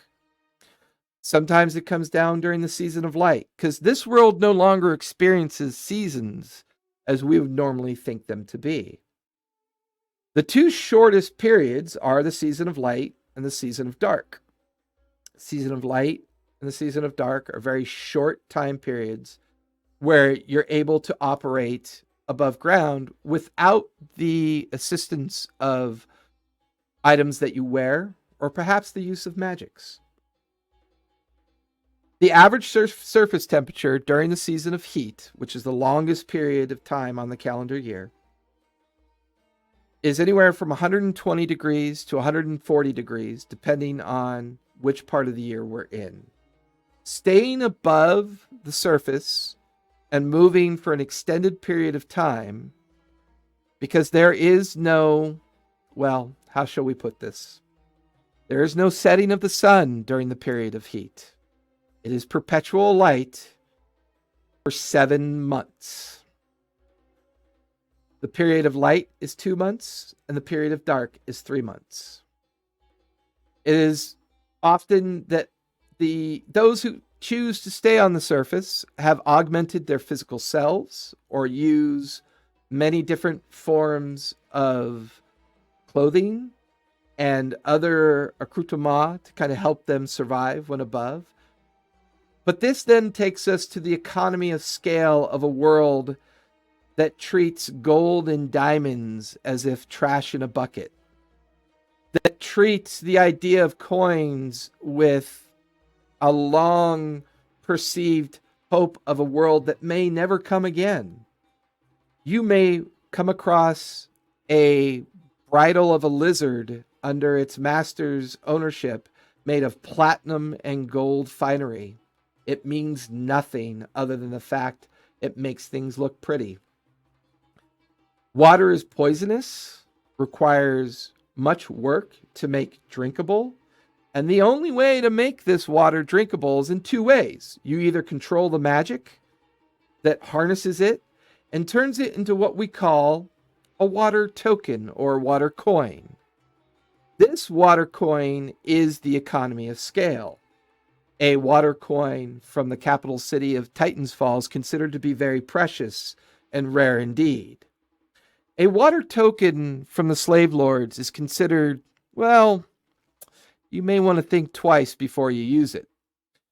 The scale of economy is, well, metal is cheap, stone is cheaper, Mud is even cheaper because it could be made with poisonous attire. Dara is trying to get her webcam going, but I will continue. She'll be back shortly.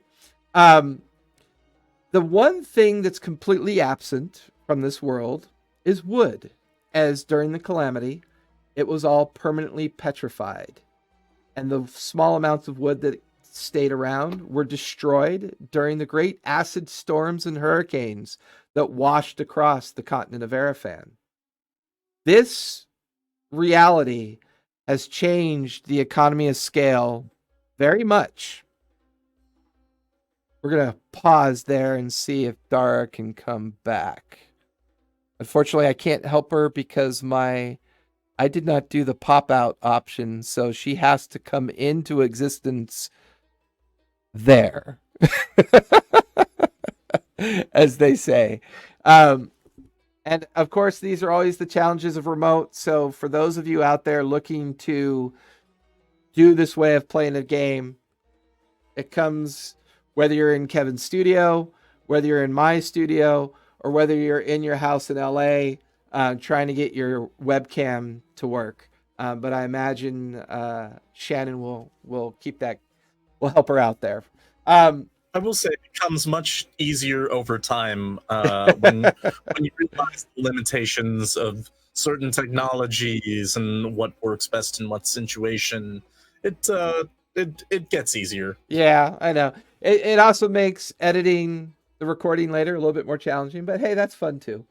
No biggie. Fun new editing challenges. Well, That's and what we're here for. and on that point, while we're waiting for Dara to come back, I didn't know how to edit. I didn't know how to use Audacity. I didn't know how to use OBS. I didn't know how to use any of those things. And then you met me. Oh no, she cast blindness deafness, you guys. And then being exposed to how Kevin runs his studio game, that really opened my eyes to a lot of interesting things. It allowed me to understand how to use OBS. It allowed me to understand how to use Audacity, which then eventually led me to getting a better laptop, learning what it means to do edits, learning what it means to do all the different things to make streaming possible. Now, I'm obviously late to the game. I know this whole thing has been going on for the better part of a decade. But if you go back and look at how streamers were behaving a decade ago, and then take a look at the unique technologies that we're using now to be able to bring this kind of content out to the world that's interested in watching this kind of content, that in itself is a channel by itself. I mean, the history and everything else that's been going on for so long to get to this point is quite fascinating, from software companies to streaming companies. I know Kevin is an esports writer, so he's been watching that evolution for a very long time. Shannon and Dan both stream as well. They run their games. Yeah, we do. You know, and Kevin also got me, and Kevin and Shannon both got me into starting my journey with learning how to use Audacity and then get my podcast up on Spotify and Anchor. So, and some of the other podcast, Podbean and some of the others as well. So that's been a really fun journey. I'm going to see if maybe I can do something here. Cast a spell on us all. I know, right? I'm going to go to Alyssa. Going to go to properties. This is why I don't use Discord. This is why sometimes stuff crashes. This isn't a Discord. Yeah, I don't think this is a Discord problem. I think it's a camera problem. I think it's an Alyssa's computer problem, potentially. Yes. Alyssa's secret is that her computer hates her very much. You guys can say all you like. I just know that I've dealt with Discord for streaming, and it's been very difficult. That's why I use StreamYard. Yeah, so yeah, this We've been dipping our toes in StreamYard recently. Yeah. So we're gonna give nice. her a couple minutes here to Everything's going crazy. She's died. She's dead. Well, no, I think she's probably disconnecting, reconnecting. She's trying to get back in. If this doesn't work, perhaps we'll give her a bit of time for a restart. Yes, we might have to do that. but hopefully Alyssa is not cussing too loudly because I know it can be frustrating. Alyssa cussing? Never. That would be My- wild. my- My This is goodness. a family stream. This Yeah, is Thank a you. family stream. We didn't just talk about slaves having their arms and legs cut off and being blinded in one eye. I don't know what you're talking about. I My- resent the very implication. My Thursday Of- one of- shot was having some technical issues because I made one change to my studio setup, which I should have known better. Kevin definitely taught me that. I thought I was plugging in an image and I inadvertently plugged in an ultra high def moving video as a background state, and it was left in a Yeah. loop state. So as it was looping, it was caching memory every 15 seconds. So after about an hour, my FPS and my CPU rate was peaking at like 78%, 80%. I was just like, uh-oh, I think I did something wrong. And it took about 20 minutes to clean it up and get it fixed. And like Kevin was saying, and Dan and Shannon were saying, our future broadcasts will get these things resolved. I'm probably going to work with Kevin next week and put together a Zoom concept. My Amazing. challenges that I personally have with using Zoom is I'm set up in Discord to use the Groovy bots so that I can bring the immersion music and Hey, but ambiance. you've got a stream deck now, so Yes, and I will Very need help easy. in figuring out how that works. yeah, there is a way in you my gotta just particular do setup, one, yeah. because my setup versus Kevin's setup is very different. Kevin's setup is more of a traditional desktop PC. He's had over a year or more to really be able to build his setup a certain way. My setup is still operating off a laptop. I'm in a My God. there she is. I'm in a different studio. Stuff I like that. teleported her in. Bam. So we got Dara back. So we will continue with the last bit of the economy of Let's do it. scale of the world. Because the economy of scale, I came up with this idea because the challenges I think we all have with RPing and immersion playing, can someone actually carry around 10,000 gold? No, they can't. I don't care what fantasy world you're in. If you're going to do immersion and RP, it makes it way more challenging for the narrator to create an economy of scale so that the players don't have to worry about that part of the immersion and they could just have fun playing the game. So a water coin from Titanfall could buy you a suit of armor. A couple water coins could potentially buy you a lizard mount. Coins are extremely rare, hard to get a hold of. They're made very magically. And here's the real kicker. They are the only known source of fresh water with one exception. In order for you to use a water coin and use it to drink, you put it in your cup, you invoke the pantheon of that water coin, and 6 ounces of water will appear in your cup. So there's a bit of a survivability piece to this game, which will make it challenging and different. It will not be oppressive to the point where that's all you're doing, but it will be a part of your ecology and how it influences your choices.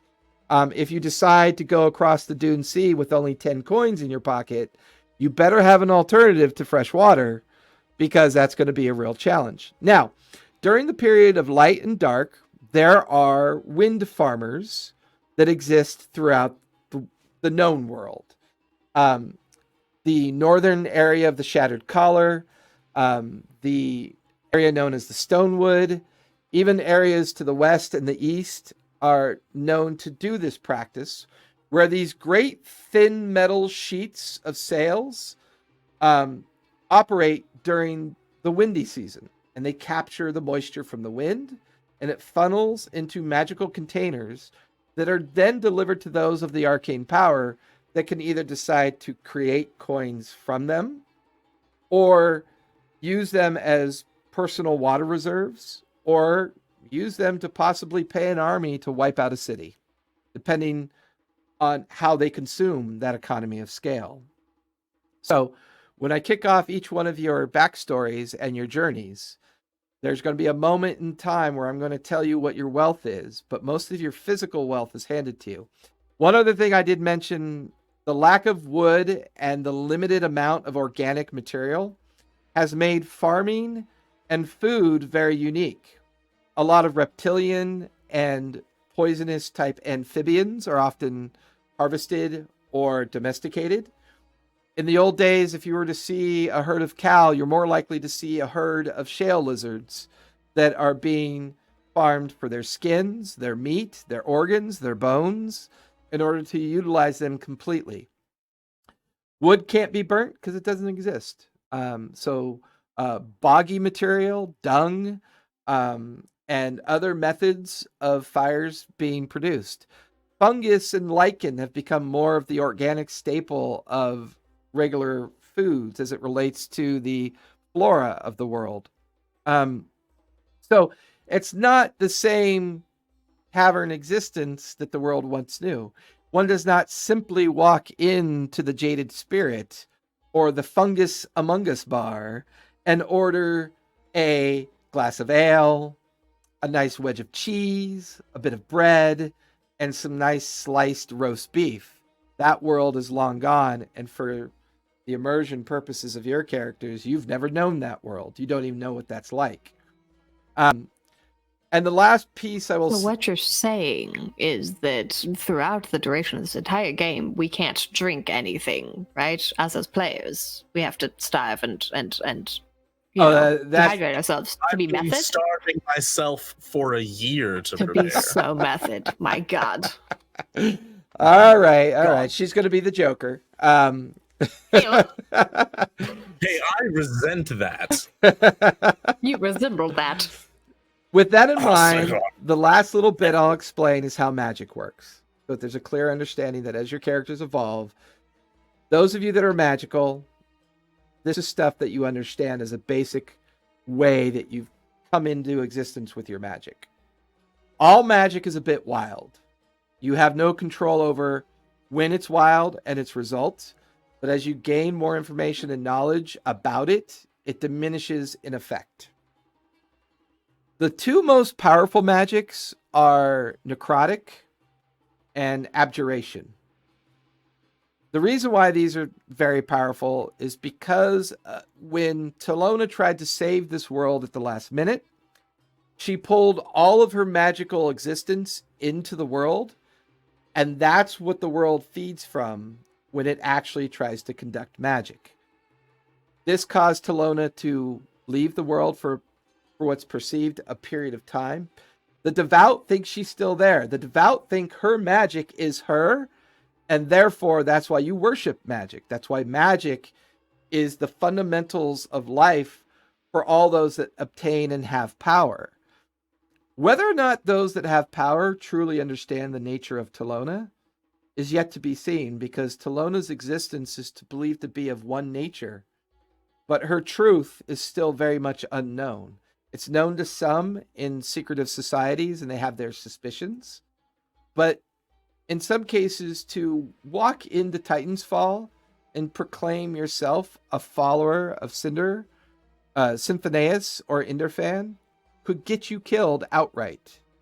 To walk into Wyndham and declare your devotion to the twin gods could possibly get you not only killed outright, but burnt at a very tall pile of lava rock and dung designed to teach lessons to any of those that would choose to behave in such a way. All of these circumstances and instances have affected all of you in separate ways, and for some of you in unique ways.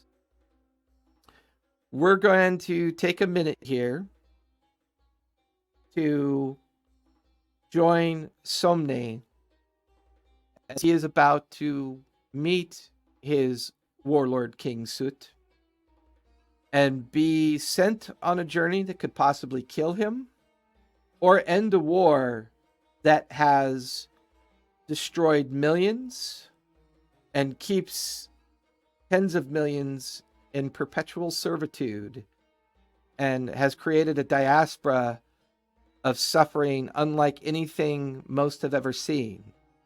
The great frontier where this war is prosecuted is littered with forts and secretive locations and towers of defense and these places that make it virtually impossible for the Shattered Collar to be gotten to if you're from the Highlands region or if you're from the Shattered Collar region looking to do the wishes of your warlord king.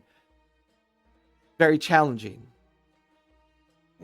We find ourselves in an unknown valley within an unknown section of shattered mountain. The procession has been walking for quite some time. The unique nature of your order, Somni, is you will always forever know one's voice, but you will never know what one looks like. The secretive nature of this order prevents you from seeing their faces and prevents them from seeing your face. But the 6 months of study and preparation, the time that you spent with Soot in his personal chambers, understanding and reflecting on what he is asking of you, drilled into your very existence. But Soot understands that the world is not an easy place. Soot understands, Somni, that when you're out in this world doing what you must do, you will have to make choices that go against your Templar order. Yes, you took this oath in an effort to help me and the other clans break the back of those fucking highborn that want to control this world, drive us into oblivion. But your order will not let that happen. Your order will give you the oath. You will be given what is required for you to prosecute this last war that will break the highborn and give us back the opportunities that we have lost over time. This is what I give you. This is the direction I give you. That conversation plays out in your head as the procession winds its way down into the Shattered Valley. You find yourself entering a very dark kind of cave. This is the transition time. This is a time in between the end of period of heat and the great 3-month winter is about to proceed. This is the best time for travel. This is why this is happening now. This must happen now. This oath that you're about to be given, this oath of the Templar, is earned. But for many, it can sometimes be feared for what it entails and what it requires. You are now sitting on the great flat rock of contention. You're watching as the other Templars surround you. The great Templar leader, visageless, no face exposed, but his very deep voice issuing out towards you. Lineages are also protected, so you're not even really sure where they hail from. What is their existence? What does it mean to be within this order? This great Templar turns. Its feather and scaled robe that it wears flourishes about him. It's always difficult to get used to, but the homespun hemp clothing that is commonly worn because cotton and linen don't exist. You've heard stories of such fantastical things, but it matters not as you reach underneath your tunic of hemp and tap the plate mail that you currently wear. You rack it with acknowledgement to the Templars that stare at you, their visages cowled and pulled over. The Templar raises his hands out towards you, upright. In each hand, he carries a small bag, but in the other hand, a small token. brothers and sisters, and those that to this day I know not who you are or where you hail from, for you have not been revealed to me, because it is not of that time. We are here to give the oath of the Templar to someone who has decided to take up the great wandering of the wastes and deliver the message of our benefactor, King Soot. This dwarven renegade who has given us this place of shelter, this place that we call home. There are so few of us left, and so little time left for us to accomplish great Warlord Soot's requirements. But here is a potential. This Templar in front of us has chosen to take on this understanding and its requirements, and has agreed to go out into the wandering dark of the wastes and find his way towards Titan's Fall. Here are the 2 gifts that we will be giving him, other than what he wears, his armor, his weapon, the understanding of his blood oath to us, and King Soot, and what it means to take this oath of the Templar and find your way out into the world. Stomny, do you understand, and are you prepared for what this entails? I have studied and I have prepared. I am ready. Already. The first gift I bestow you is this bag of water coins. There are 200 coins in this bag. Enough, I believe, to keep you alive, along with your magics and other gifts that you'll be departing with. Get you to Titan's Fall. In the left, a very very well fought, and something that came into our order's existence through great loss of life and blood, is the fire token required to join the citizenship games in Titan's Fall 5 months from now. At the transition of dark to light, and then from light to the period of heat, the great week-long celebration in Titan's Fall that will garner you the opportunity to earn citizenship in this place is but the beginning of your journey that we hope will lead to its end as well. As he hands over the token to you, we find you 6 months later. You're staring at these 3 individuals sitting across from you, one directly in front of you, one to your right, one to your left. The period of purification is intense. The intense heat and the amount of sweat coming and shedding off of your naked form.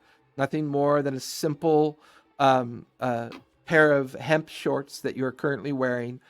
All other accoutrements stripped from you, safely stowed away. The highborn Araphanian standing in front of you, taking the token from your hand. Well, it would seem, young Somni, that this is the group that you shall fight with.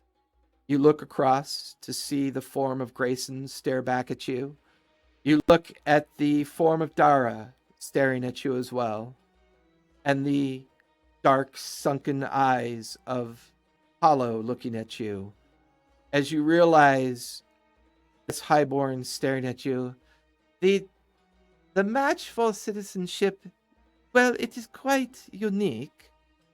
It is to the death. So this purification is designed to prepare you for that. The tattoos that have been placed temporarily on your body will prevent magics from being used. It is your wit, your strength, your cunning, and your adaptation under great, how shall we say, pressure that will determine your fate. All of you meeting each other's eye for a moment. This voice echoes away from you, Somni. Grayson, The voice triggers you momentarily.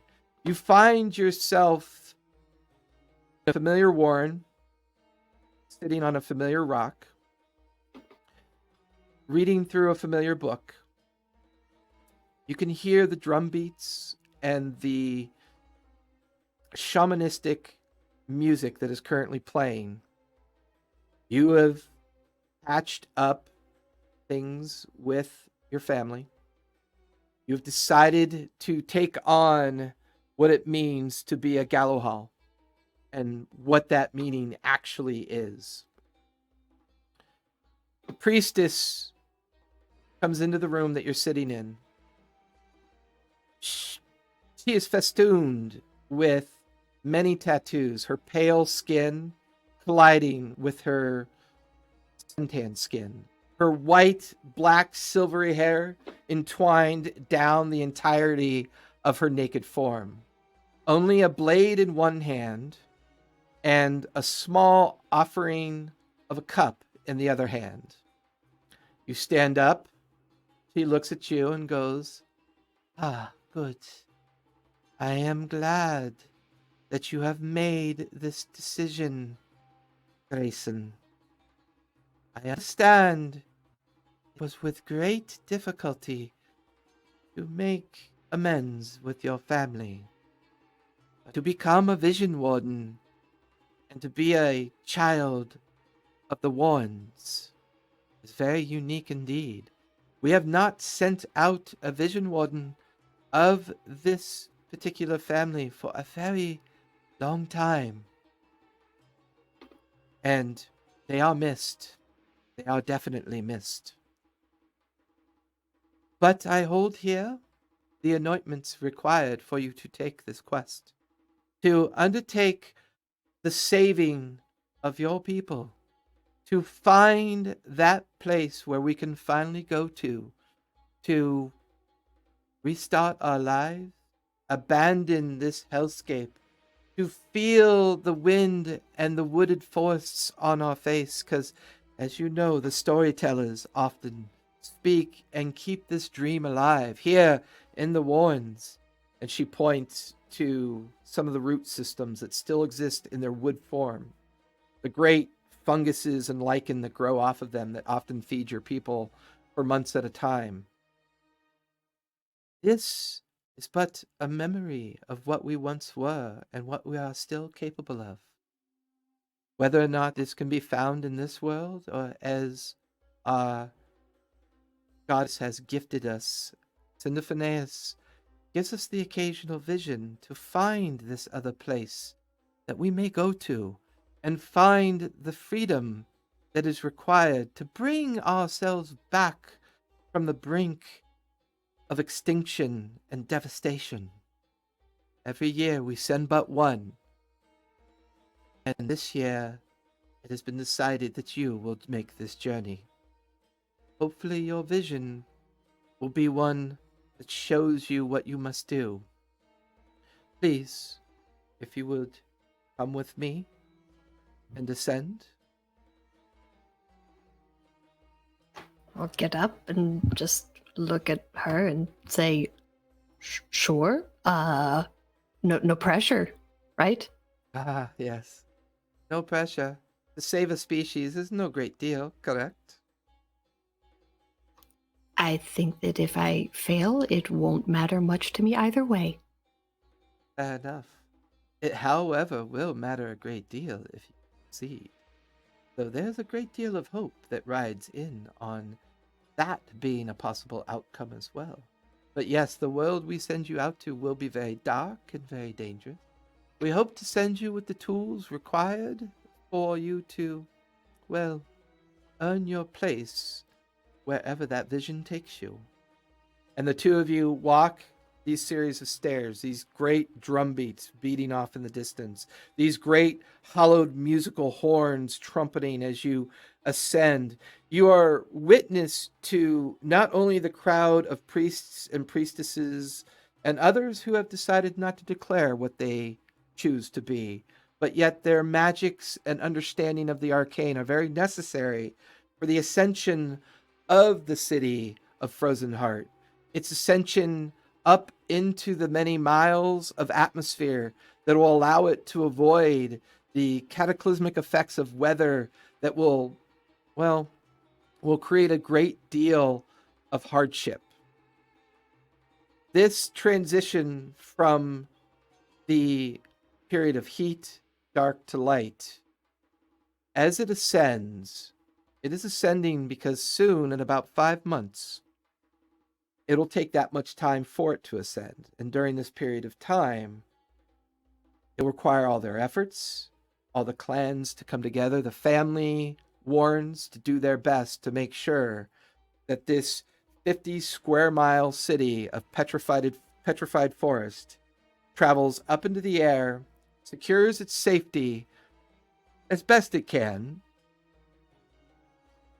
so that whatever happens will happen under their control and not due to the influence of outside forces. This energy is pulsing around you. You watch as the great subterranean worm of pink and yellow hue is laid out on a stone kind of like table. You watch as your nude form is placed in front of this platform.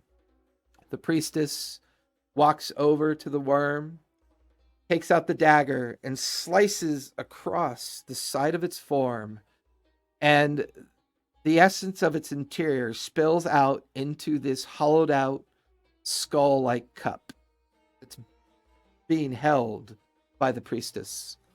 As the contents empties, the other acolytes and priestesses and priests around you raise their voices in chorus, "Let it be so." The cup fills, comes over to your nude form, and asks you to kneel in front of the cup. You raise your chin. He looks at you and she offers up the cup. "Grayson, you come from a very prominent family. A family that knows sacrifice and suffering and change. This family has agreed to offer you up to us in hopes that your vision quest will be what we need to save us from whatever this hellscape is and how we can release ourselves from it. It has been said that sometimes this vision quest has been known to drive people mad or even potentially kill them if they are not pure in their hope and at least somewhat pure in their spirit to obtain this vision. Symphoneus is a forgiving goddess, a mysterious one to us, but she gives us our power, our magics, and gives us the ability to look forward to a world that will harbor all the things that we no longer have. In this cup, I have the beginnings of that journey. Do you accept it?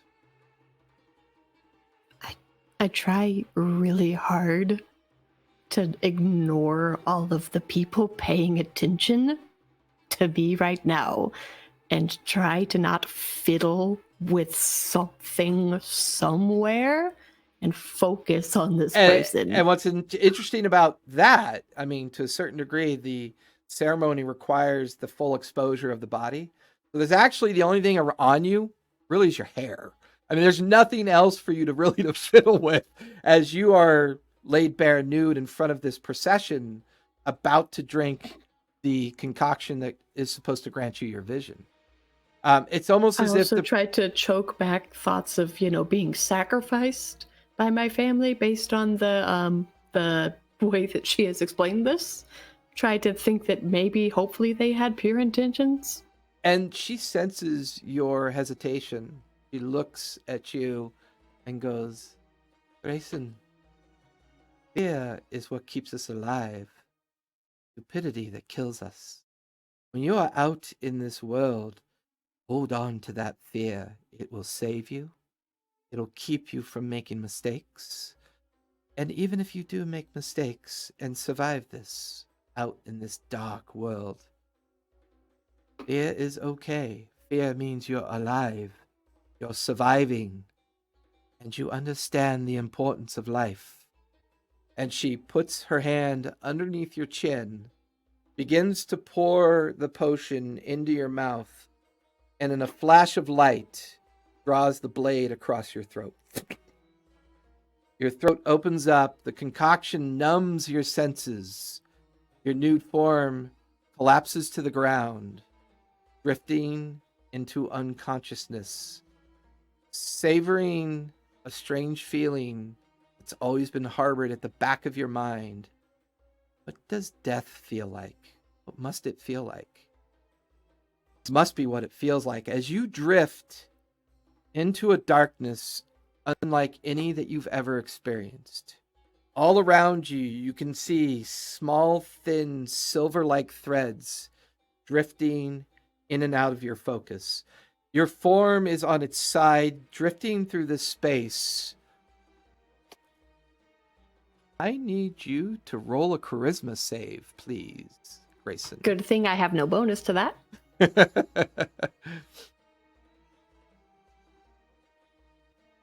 Oh, wait, no. Clerics are proficient. Never mind. Ha Ha 7. 7.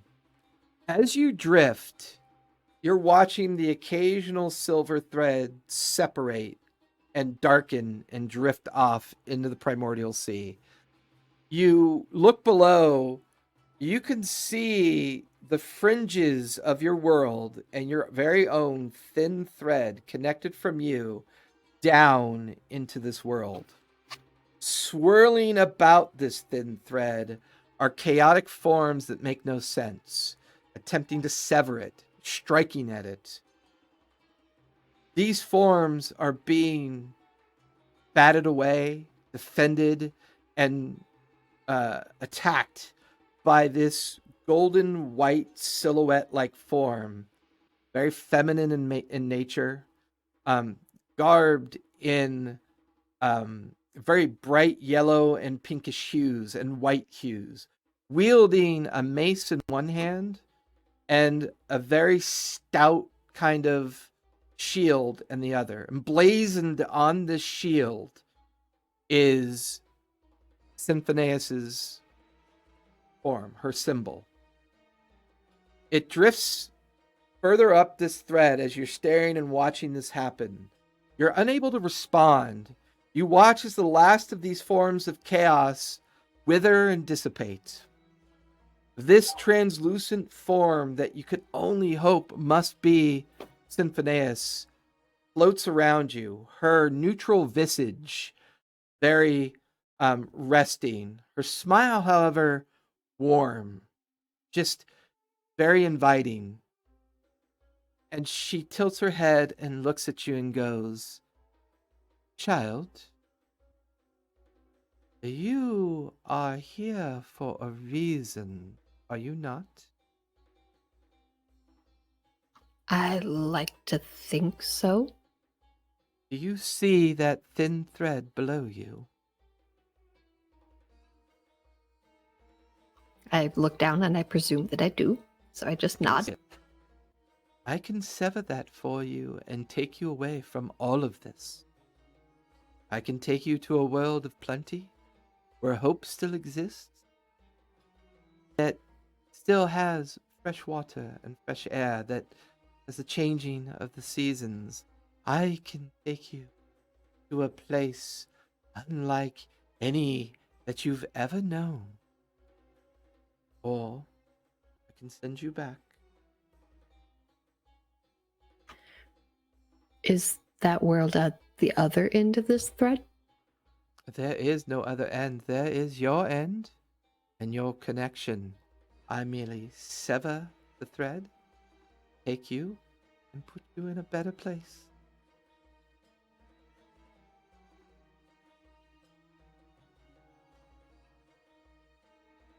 What if instead of the thread being severed, I pulled that world into mine? Oh, well, that's and as she's about to say impossible, there's a flash of light and this bombardment of energy that just sheds this visage in front of you. This green color is exposed. This visage of Talona cackles with fear and hate, looks up and away from you as this other visage just comes in and collides with her and separates her existence from you. Child, you will not always know the truth because you see it.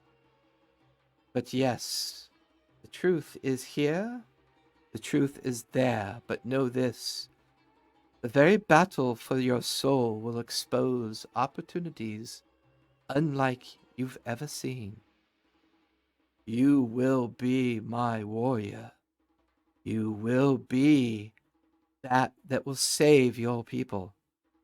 This vision that I offer you is one of contempt and fear, mistrust, and understanding of those that harbor fear as well. Because underneath all of this fear is a great hope. This hope is what must be brought back to this world. Although you are naturally distrustful, which gave Talona the opportunity to corrupt you, in her weakened state, she was unable to do it. Know that she watches you. She knows of you. Because I know of you. Child, send the last great hope that I see in front of me. Taps your forehead and you draw in a deep breath as you are on the ground. You reach up to your throat, which is now a scar from jawline to jawline. The priestess staring down at you. Now, it is very interesting indeed. And all of the murmurs of those watching you as you get up to stand and look at everybody. These gifts are earned. This is rare indeed. And she hands you a bag of water coins, 150 in count. She hands you the fire icon. It hangs from a leather, well, not leather, a bit of sinew, preserved sinew from the remains of one of the shale lizards that they are often harvesting for meat. He hands it to you and goes, I believe this came into our existence for a reason. This journey you're about to undertake, I believe, will take you to Titan's Fall, where once there, earn your citizenship. See what this vision is meant to guide you on. Help you understand on where to go. I do not know what your future is, but this ensemble of holy people understand the desperation that we are in. For the surviving of the cutting of your throat was a proof of trust and a proof that you believe in what you're doing. It has never been accomplished by anybody before. I did this so that I could bestow a secret upon you that none of your family or friends or anyone of Frozen Heart are aware of. We are dying, and we are not going to survive much longer. I hope what is found out there brings this conclusion to a more hopeful end as opposed to the one that may kill us. And it's with this we send you on your way, give you your mount, your weapons, your armor back, and then it kind of drifts as you hear in the background this crowd roar. Just kind of roars out, brings you away from this memory that has been triggered. And this Araphanian woman looks down at you and goes, it is good to see that the Stonewood has taken an interest in citizenship. If that is truly where you hail from, perhaps not. It is not important that I know this. This is the group that you shall fight with, and know this. The fight to the death. She shifts her presence away from you, looks down at you, Hollow. Says, I imagine you will be the first to die. You look quite sickly and unable to, well, garner much effort. But it is interesting.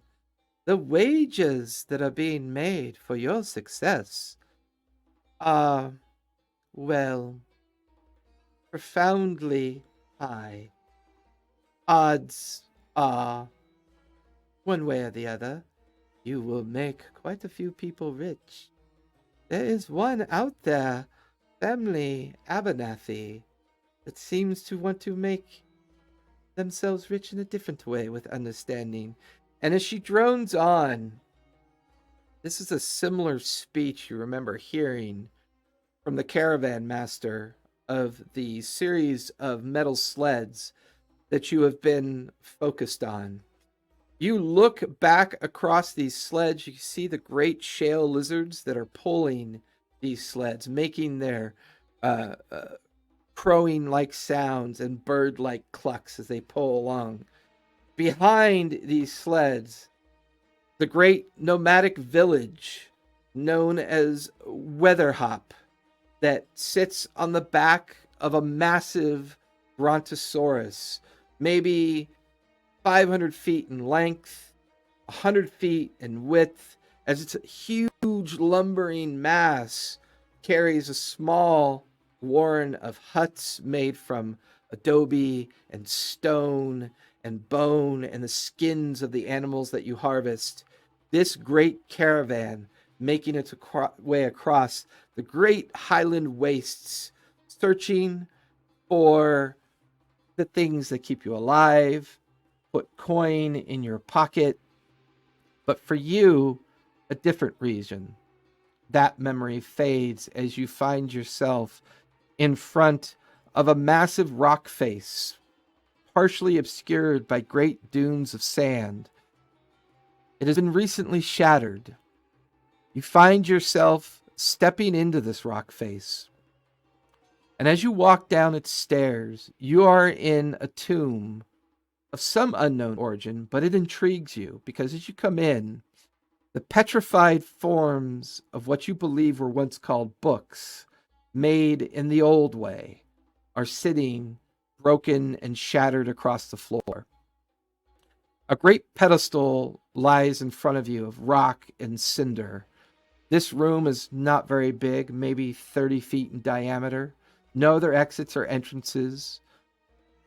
Something was once here, and what was here had access to a great deal of information. But where it is and what it is, you're not really sure. You find yourself back up on the surface. You have maybe a day before you have to meet with the Weatherhop caravan before it transitions more towards the salt wastes and the more dangerous swamplands that lie in between that time period and that area. But you find a trail, barely a trail, of something leading away from this tomb, and you follow it. As you begin to follow it, you spend the day avoiding the heat as best you can, shadowed rock where you can, consuming the few coins you have left in hopes that it's enough to get you to where you're going and still allow you to go back to the caravan that you're expected to meet. What you come upon is quite interesting. It's a campsite, but in the light of day, as always, during the time of heat, it's a bit challenging. Soon the time of darkness will be upon you. So sometimes the sun is a little bit darker and dimmer, and sometimes it's not. As the last of this particular time of dim light is shone, you creep through a series of crags and rocks, and you're looking down on what could only be the remains of a campsite. Hello, give me a history check, please. I am proficient in such. And just so you're aware, it's actually Harrow. Sorry, Harrow. I'm looking at the reverse, and they look like L's. But when I look at my other screen, it's Harrow, and I forgot to check. Thank you for the correction. Of course. And so that this roll makes sense, I rolled a natural 17. Okay. All those 11s I rolled, I brought them down to 9s, so that I could have an 18 intelligence, which at level 4 I have boosted to a 20 intelligence. Okay. And I have proficiency on history, Okay. which means that this is a 25 history check. Okay. As you stare down at the remains of this campsite, you immediately recognize the torn and shattered remains of many bodies. They are cloistered and wearing clothing of slavers. There is the partial remains of a rather large-looking slaver in the middle of this campsite. Part of its form has been brutally bifurcated, and its intestines and guts spilled out all across it. There is a copper tube on the ground to the right. There is a small skin bag to the left of this form. But there is also a series of drag marks leading away from camp, as well as those familiar footsteps that you were following. Whatever this was, you get the feeling that it has destroyed this site, taking the partial remains of this particular individual with it. You reach down to the copper tube, popping it open. It is a vellum insert letter from the great warlord of Wyndham, giving hopes and wishes to his prize fighter in obtaining citizenship. Out of the tube falls the icon of flame. This allowing you to possibly gain access to some of the most influential minds of the known world, some of the most renowned libraries and academies that can only be ever dreamed of. This offers you the opportunity of earning citizenship. Putting both items inside your skin bag behind you, you make off in the direction, looking over your shoulder, still pondering and wondering what might have come out of that tomb. But the eagerness overwhelms you. The idea of getting back to Weatherhop in order to fill everybody in on this amazing thing that you earned. Darkness overtakes you, the sweat dripping off your brow. You're looking at Grayson and Somni and Dara. The pain, the gut-wrenching pain of a vision that you'll never be able to get away from. As you're momentarily pulled back to the site of your destroyed home, your nomadic home. The idea of seeing the great Brontosaurus destroyed and eviscerated by something bigger than itself. The shale raptors, all but one. And luckily, one is all you need to make your way away from here. The dead forms and shattered forms of some of those that you knew littered about, but a great many more of them are simply missing. The telltale signs of one of the assaults made by the air dirigible slavers is quite clear here. And even the possibility of one of their feared drake mounts might have been used as well. Might have been used to actually bring down the very creature that has delivered your home for centuries through the nomadic wastes of the Central Highlands of Arafan.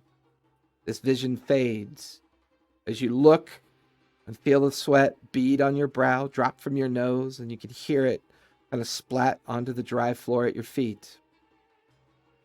Catch a glimpse of Dara staring at you with very insightful eyes and eyes of familiarity, eyes that have seen the very same thing possibly that you have seen. Dara, the Arafanian woman, steps in front of you. She goes, "It has been some time since we have seen one of your past come and try to earn citizenship here. Not know what you specialize in, but I certainly hope it is survival.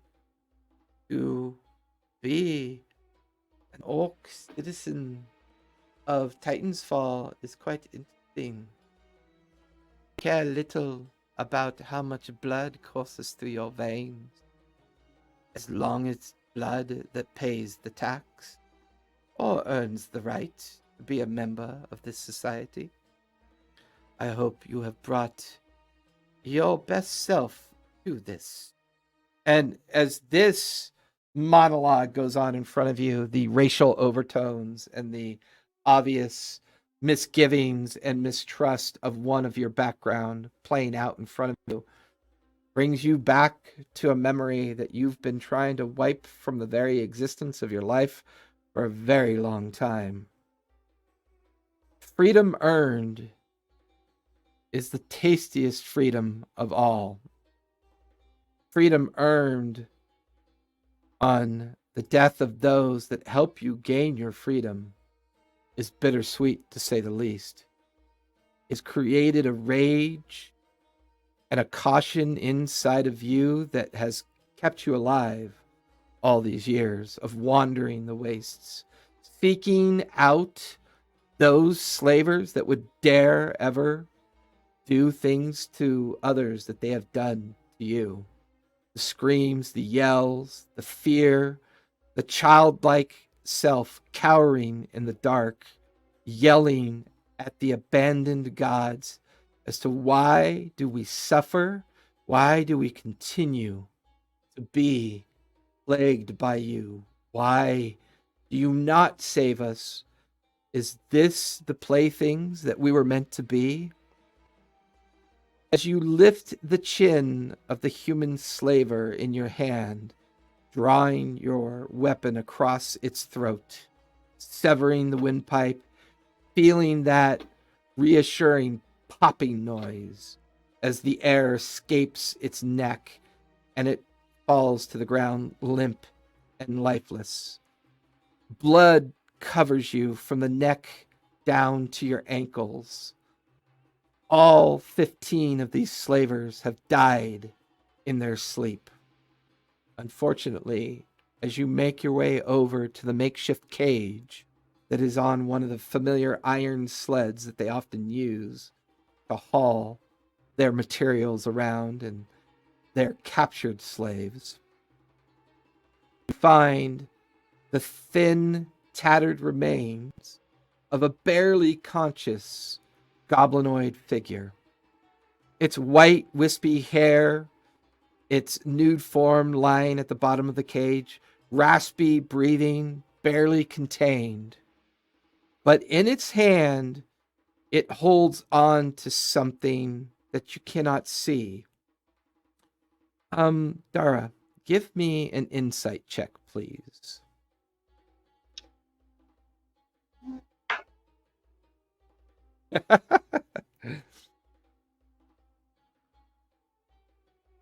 That will be a 18. Staring down at this figure, there is power here. This doesn't make a whole lot of sense. Why would they keep such a scrawny, thin little goblin alive? It makes no sense. Something is in its hand, but you're not sure what it is. You watch as a single yellow eye opens up and dilates in your direction. And you can hear the goblinoid voice just kind of whisper at you, "Child, please come closer. They could not get it from me. I would not let them. Even when they broke my back, I would not scream out the incantation. It is mine. I was gifted to it by my tribe, and I am the one who was sent to gain citizenship and learn what I needed to learn to save my clan." You watch as the paralyzed form releases its grip on whatever it's holding on to. Out tumbles a token, a firebrand on a piece of metal that you are currently handing to the Arafinian woman. The last thing you remember is this voice whispering to you, "Thank you. I die free.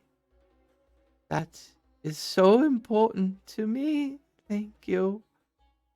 And with that, the eye closes. The iris dilates out. The form still.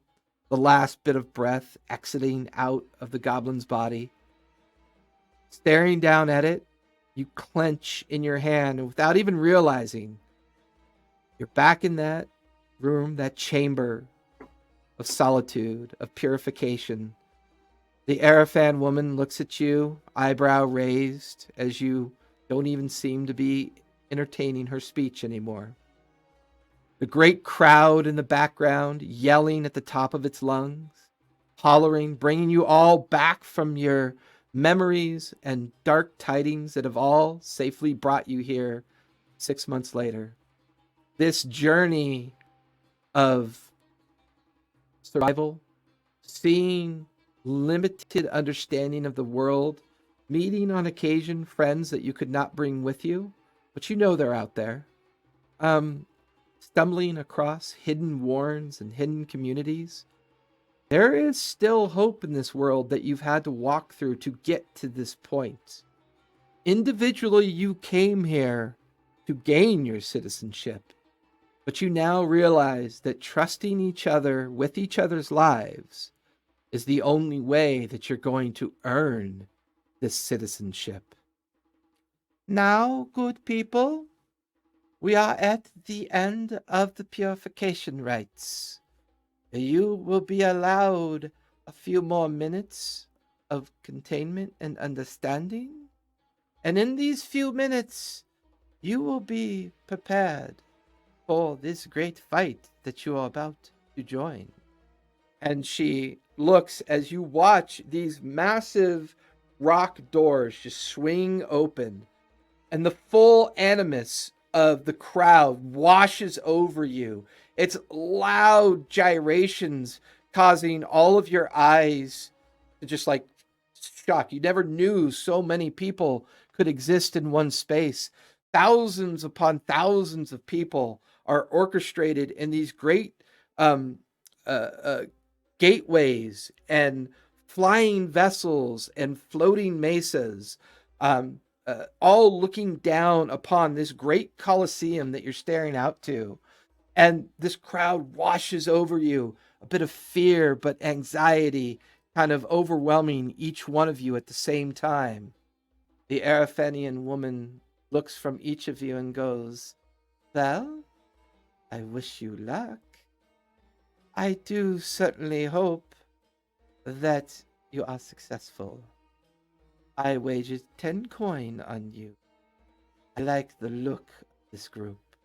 There's hardship, there's want, desire, and in each one of your faces I see a bit of vengeance stewing about in your visage.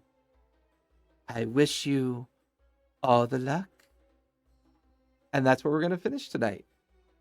All We will right. join our group in the next session as they entertain a traditional, good old-fashioned Donnybrook to earn their citizenship in the upcoming start and official kickoff of this new campaign.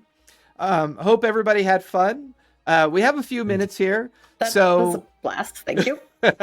So we have a few minutes here. We're going to I'm just going to plug a couple things so that we can say hi and bye to everybody. Please come over to our YouTube. Take a look at our Discord. If you can afford it, please sub with us on Twitch. This is a second of many new shows to come. We plan on having interviews with people about playing different RPG games. I know in the future I plan to have a post-apocalyptic modern RPG game that I'd like to eventually present to Kevin. It may be Cthulhu-based or it may be Aftermath-based. So for some of you out there that are familiar with Aftermath, that was a 1980s game framework. But one of the things I enjoy doing is I like taking themes and applying the 5e framework to many different themes and then run these games.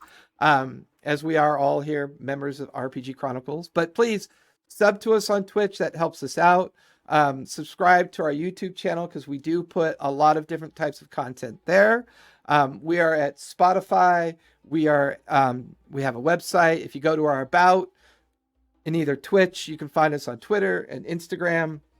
And we plan on bringing you many, many more things. This particular group is their first time playing together, but not their first time playing. So I'm hoping that I improve. Not exactly. I am hoping that I improve on the technology piece. I will make sure that next time I'm able to manage my music more interestingly. Kevin's going to help me understand how to use Zoom next week. We might switch to Zoom as our presentation platform. But for now, this was the one thing I did because it's comfortable for me. I wanted to be able to start this 0 session and then transition us over to the group all finally meeting each other and embarking on this interesting campaign they're about to embark on.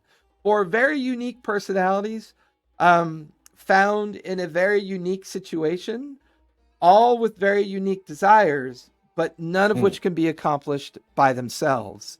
And this is going to play out very interestingly in the next session. So with that, everybody, we love you. Thank you for joining us.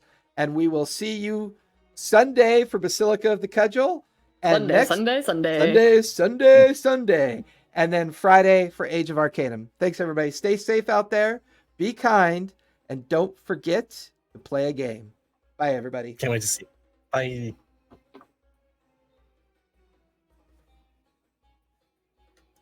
And we are cut. That was so much fun, Kevin. I'm hooked. I'm addicted. Very fun. I'm addicted. That was so much fun. I'm addicted. I am so addicted. That was so much fun. I hope you are a bad man. I'm a bad man. Pushing all your 11s to give yourself an 18. What? Oh, you mean Dan? Oh, yeah.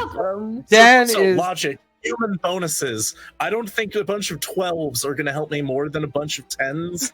20 in my spellcasting stat. That can help me make up for a myriad of weaknesses. What I think is going to be fun watching Harrow is unarmed combat without spells. That's going to be really interesting. I will protect my boy. I can do basically anything. So, and I can't wait. I can't wait for you guys to meet your opponents. That's going to be really interesting. I will be doing a 1d4 -1 punch. So plan on session 1 being very much theater of the mind. It will be you're going to try to earn citizenship. Now, to a certain degree, the outcome's a little weighted in your favor, but how you get to that outcome could cause things to shift, both in how you behave physically as well as mentally. So it's more about how all that interaction is going to play out and the way you present to the citizens of Titan's Fall how you fight, right? This is a very suspicious community. This is a community that believes in, holding your cards very close to your chest so that when you learn how to manipulate someone, you can leverage them for the power or the purposes that you need for that. This place that you're in is both exciting and terrifying at the same time because it's the last bit of civilization that most of you know, with the exception of Somni and Grayson, who come from places of surviving citizenship and surviving civilizations to get to this point and to prosecute what they think is necessary for the continuation of said survival. So how you begin to behave and react starting next Friday should be very interesting. And the nice thing, Harrow, about your stats, the interesting thing about your stats is it allows you a little bit more freedom to try to do things in the world that will allow those stats to rise. Right? So yeah, and I think that the majority of the time, like in this opening fight, I think a lot of turns I'm going to be doing stuff like rolling investigation, trying to figure out anything about the environment I could use as a tactical advantage or something. Right. And doing anything I can to avoid a straight fight. No, agreed. And I think one of the styles that I'm hoping kind of played out for you guys is this was meant to be heavily narrative. This was meant to give you an idea of how I've interpreted your backstories so that now you can continue to have your backstory evolve on your own and send me those tidbits to include, because I think each one of you kind of understand how I'm treating your backstory currently. It's ever present, but not ever mindful. So the world's going to throw things at you that may not have anything to do with your backstory. But you have to make that decision. Is this thing being thrown at me possibly going to lead me down a direction that might take me closer to what my intent is? Overthrowing the slave lords, finding a new home for the elves, prosecuting Soot's war, vengeance, Absolute power. Absolute power and vengeance. And what does that mean? And do any of these journeys cause you to change and devolve or evolve? Right? These are things that you're free to interpret however you want. Now, one other thing I forgot to mention, and I'm still recording for the sake of YouTube, but we're just not streaming anymore. One of the things I do too, which is a little unique with the 5e rules, is I like to stack your outcomes against a DC. So like, for example, if Kevin is attempting to open a door with his strength, I might say, okay, well, give me investigation. And let's say he rolls an 18, which he's usually maybe not very good at, right? So he rolls an 18. I go, okay, you managed to find 2 areas of the door that you can get a really good handhold on. Give me athletics with advantage. So because he did well on one check, it improved the next check's opportunity to succeed against the DC.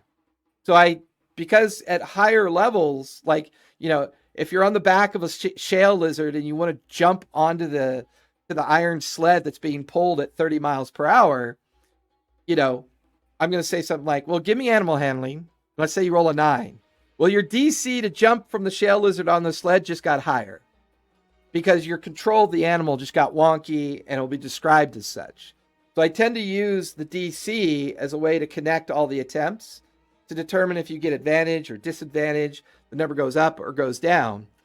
And that's why when you tell me you're proficient in something, that's good to know because that impacts it as well. So that's it. Anybody else got any last minute questions for me I do, but it's something that I should not clarify amongst everybody. I had a couple of backstory related questions as well. Go for it. Okay, So we want to go individually on that? You guys want to talk individually? Or... I'm okay because I'll be talking in broad terms in mine and not getting into a ton of details, I think. All right, we'll start with Dan. Okay. Yeah, it's mostly just some kind of clarification stuff because I wanted to make sense of what I just witnessed with what I had kind of planned, because I'm totally down to take things in a different direction than I had planned, but I wanted to make sure of what you were thinking. You can take that interlude of that tomb and infuse it as part of your timeline of your pre-existing backstory. So we could say what you were already in the habit of looking for eventually led you to that one, which then led you to the campsite that gave you the opportunity to access Titan's Fall. So what I was wondering is this band that I was rolling with that was deceased not my original group? Was this the group that I was rolling with recently? This is the group that you were rolling with originally, because that was part of right. That was part of it. Yes, the reason that I had written for them being destroyed was foolishness on my part, though. Correct. I mean, your decision to follow something and discover something possibly could have exposed them. You don't know. Maybe a caravan maybe one of the slaver dirigibles saw you and backtracked you to where they were. So there's things like it's not a matter of a spell I was reading doing it. Correct. We're going to play it more of the emotional side because your addiction to the arcane is undisturbed. You could kill a million babies and you're still going to be addicted to it. So this is just circumstance and happenstance that you're also curious as to how it happened, right? It's that curiosity is still there. What does it all mean? Did it still happen 20 years ago? I'm going to say we'll kill the 20 years and make it as the transitional period from you came back at the transitional period from heat to dark. And that's how you found them. And then you traveled the 6 months to Titan's Fall to get there in time for the citizenship ceremony. So we'll alter the timeline a bit. Okay, definitely change his personality quite a bit then, because I was expecting him to be kind of this like older, kind of like very cynical person who's been for like a long time on his own, right? Not so trusting anyone. the only thing we're really changing is when the destruction happened. Yeah, you can still earn all that cynicism and that gravitas through just interacting with this devastated world. So you can earn it in either way. You just may need to change a few things. Yeah, I'll probably make myself a lot younger then also. Yeah. Because I'd currently written it as about 37, but the accident happening when I was 17. Yeah, and that was my bad. I meant to talk to you about your age. You need to be in your mid-20s as an Arafan human because you don't live very long. You're 3 years from old age at 37. Arafan humans have very short lifespans because how harsh things are. If you're a citizen of Titan's Fall, that changes, right? Because of their interaction with the world. But as a nomadic Arafan human moving through the nomadic routes in the nomadic world, very different. The lifespan's very chaotic, very dangerous, very much short-lived. But we could talk more about that over the weekend. Okay. All right, sounds good. Yeah, we'll work on it. So, Shannon, I'll talk to you more about it. It's getting late here, so we can meet one-on-one, if that's okay. Cool. Fine, baby. Did everybody have fun at least? Was it interesting? Yes. Okay. Yes. No, I was sitting here like eating up your story. Like, and now I have a cool throat scar. That's cool. Yes, you do. I thought that was fun. That was a bit of my own flavor because I was trying to figure out how best to give. I know, because I was going to be like, okay, and they think for a second, my family might be trying to sacrifice me. And then you do it. And I was like, oh my God. Yeah, that was a little bit of flavor. And I tend to write a lot of ideas and give it some flesh. And then I adapt as I play sometimes. So I've got... Yes, the ideas need flesh. Yes. Well, I've got a lot written to probably last us for at least a year. And then obviously, if we all decide to continue playing, hopefully we'll be playing at the studio, at Mr. Hit's cool, awesome studio, and broadcasting from there so that we can be around the table again. So, and I got to tell you, man, those ability rolls, Mr. Kevin, Mr. Fuck Off Kevin. Jesus Christ, man. That was awesome. When I saw 6665, I was like, whoa. And then there was a 6641. And I'm like, I get to reroll the 1. Somni is the anti-hero. Yeah, and then I got a All right, I'm exhausted. I have so many hit points. I'm tired. So many. I've got a lot of work on the slate tomorrow. We closed on the 13-acre property. We have a lot of work that's got to get started on the property. We've got to get it secured because people have already stole from us. So we now have to go figure out what to do. Yeah, we had about $10,000 worth of leftover greenhouse framing that was in the backyard. Someone came in and stole like 25 pieces of it. And each one of those is like, $200-$300 a pop. And unfortunately, on 13 acres, you have neighbors that are on 8 and 9 acres. So we all back up to BLM land, and there's ways of getting to that land. So that house has been vacant for so long. I'm surprised it happened now. I'm surprised it didn't happen earlier. But where is this house located? Homeland. Or this land located? Where? Homeland. Right. It's about 20 minutes from Hemet. It's very much an agricultural small community called Homeland. And it butts up against another small agricultural community called Romaland. It is often the butt of many regional jokes, but I don't know where else in Southern California you can buy 13 acres with 2 homes on it for under $300,000. So, I mean, at this point, there are no other choices. So, unfortunately, the houses are in quite a state. It's going to take a few months to get them up and running. We have some power and water issues to sort out. We've got demo to start.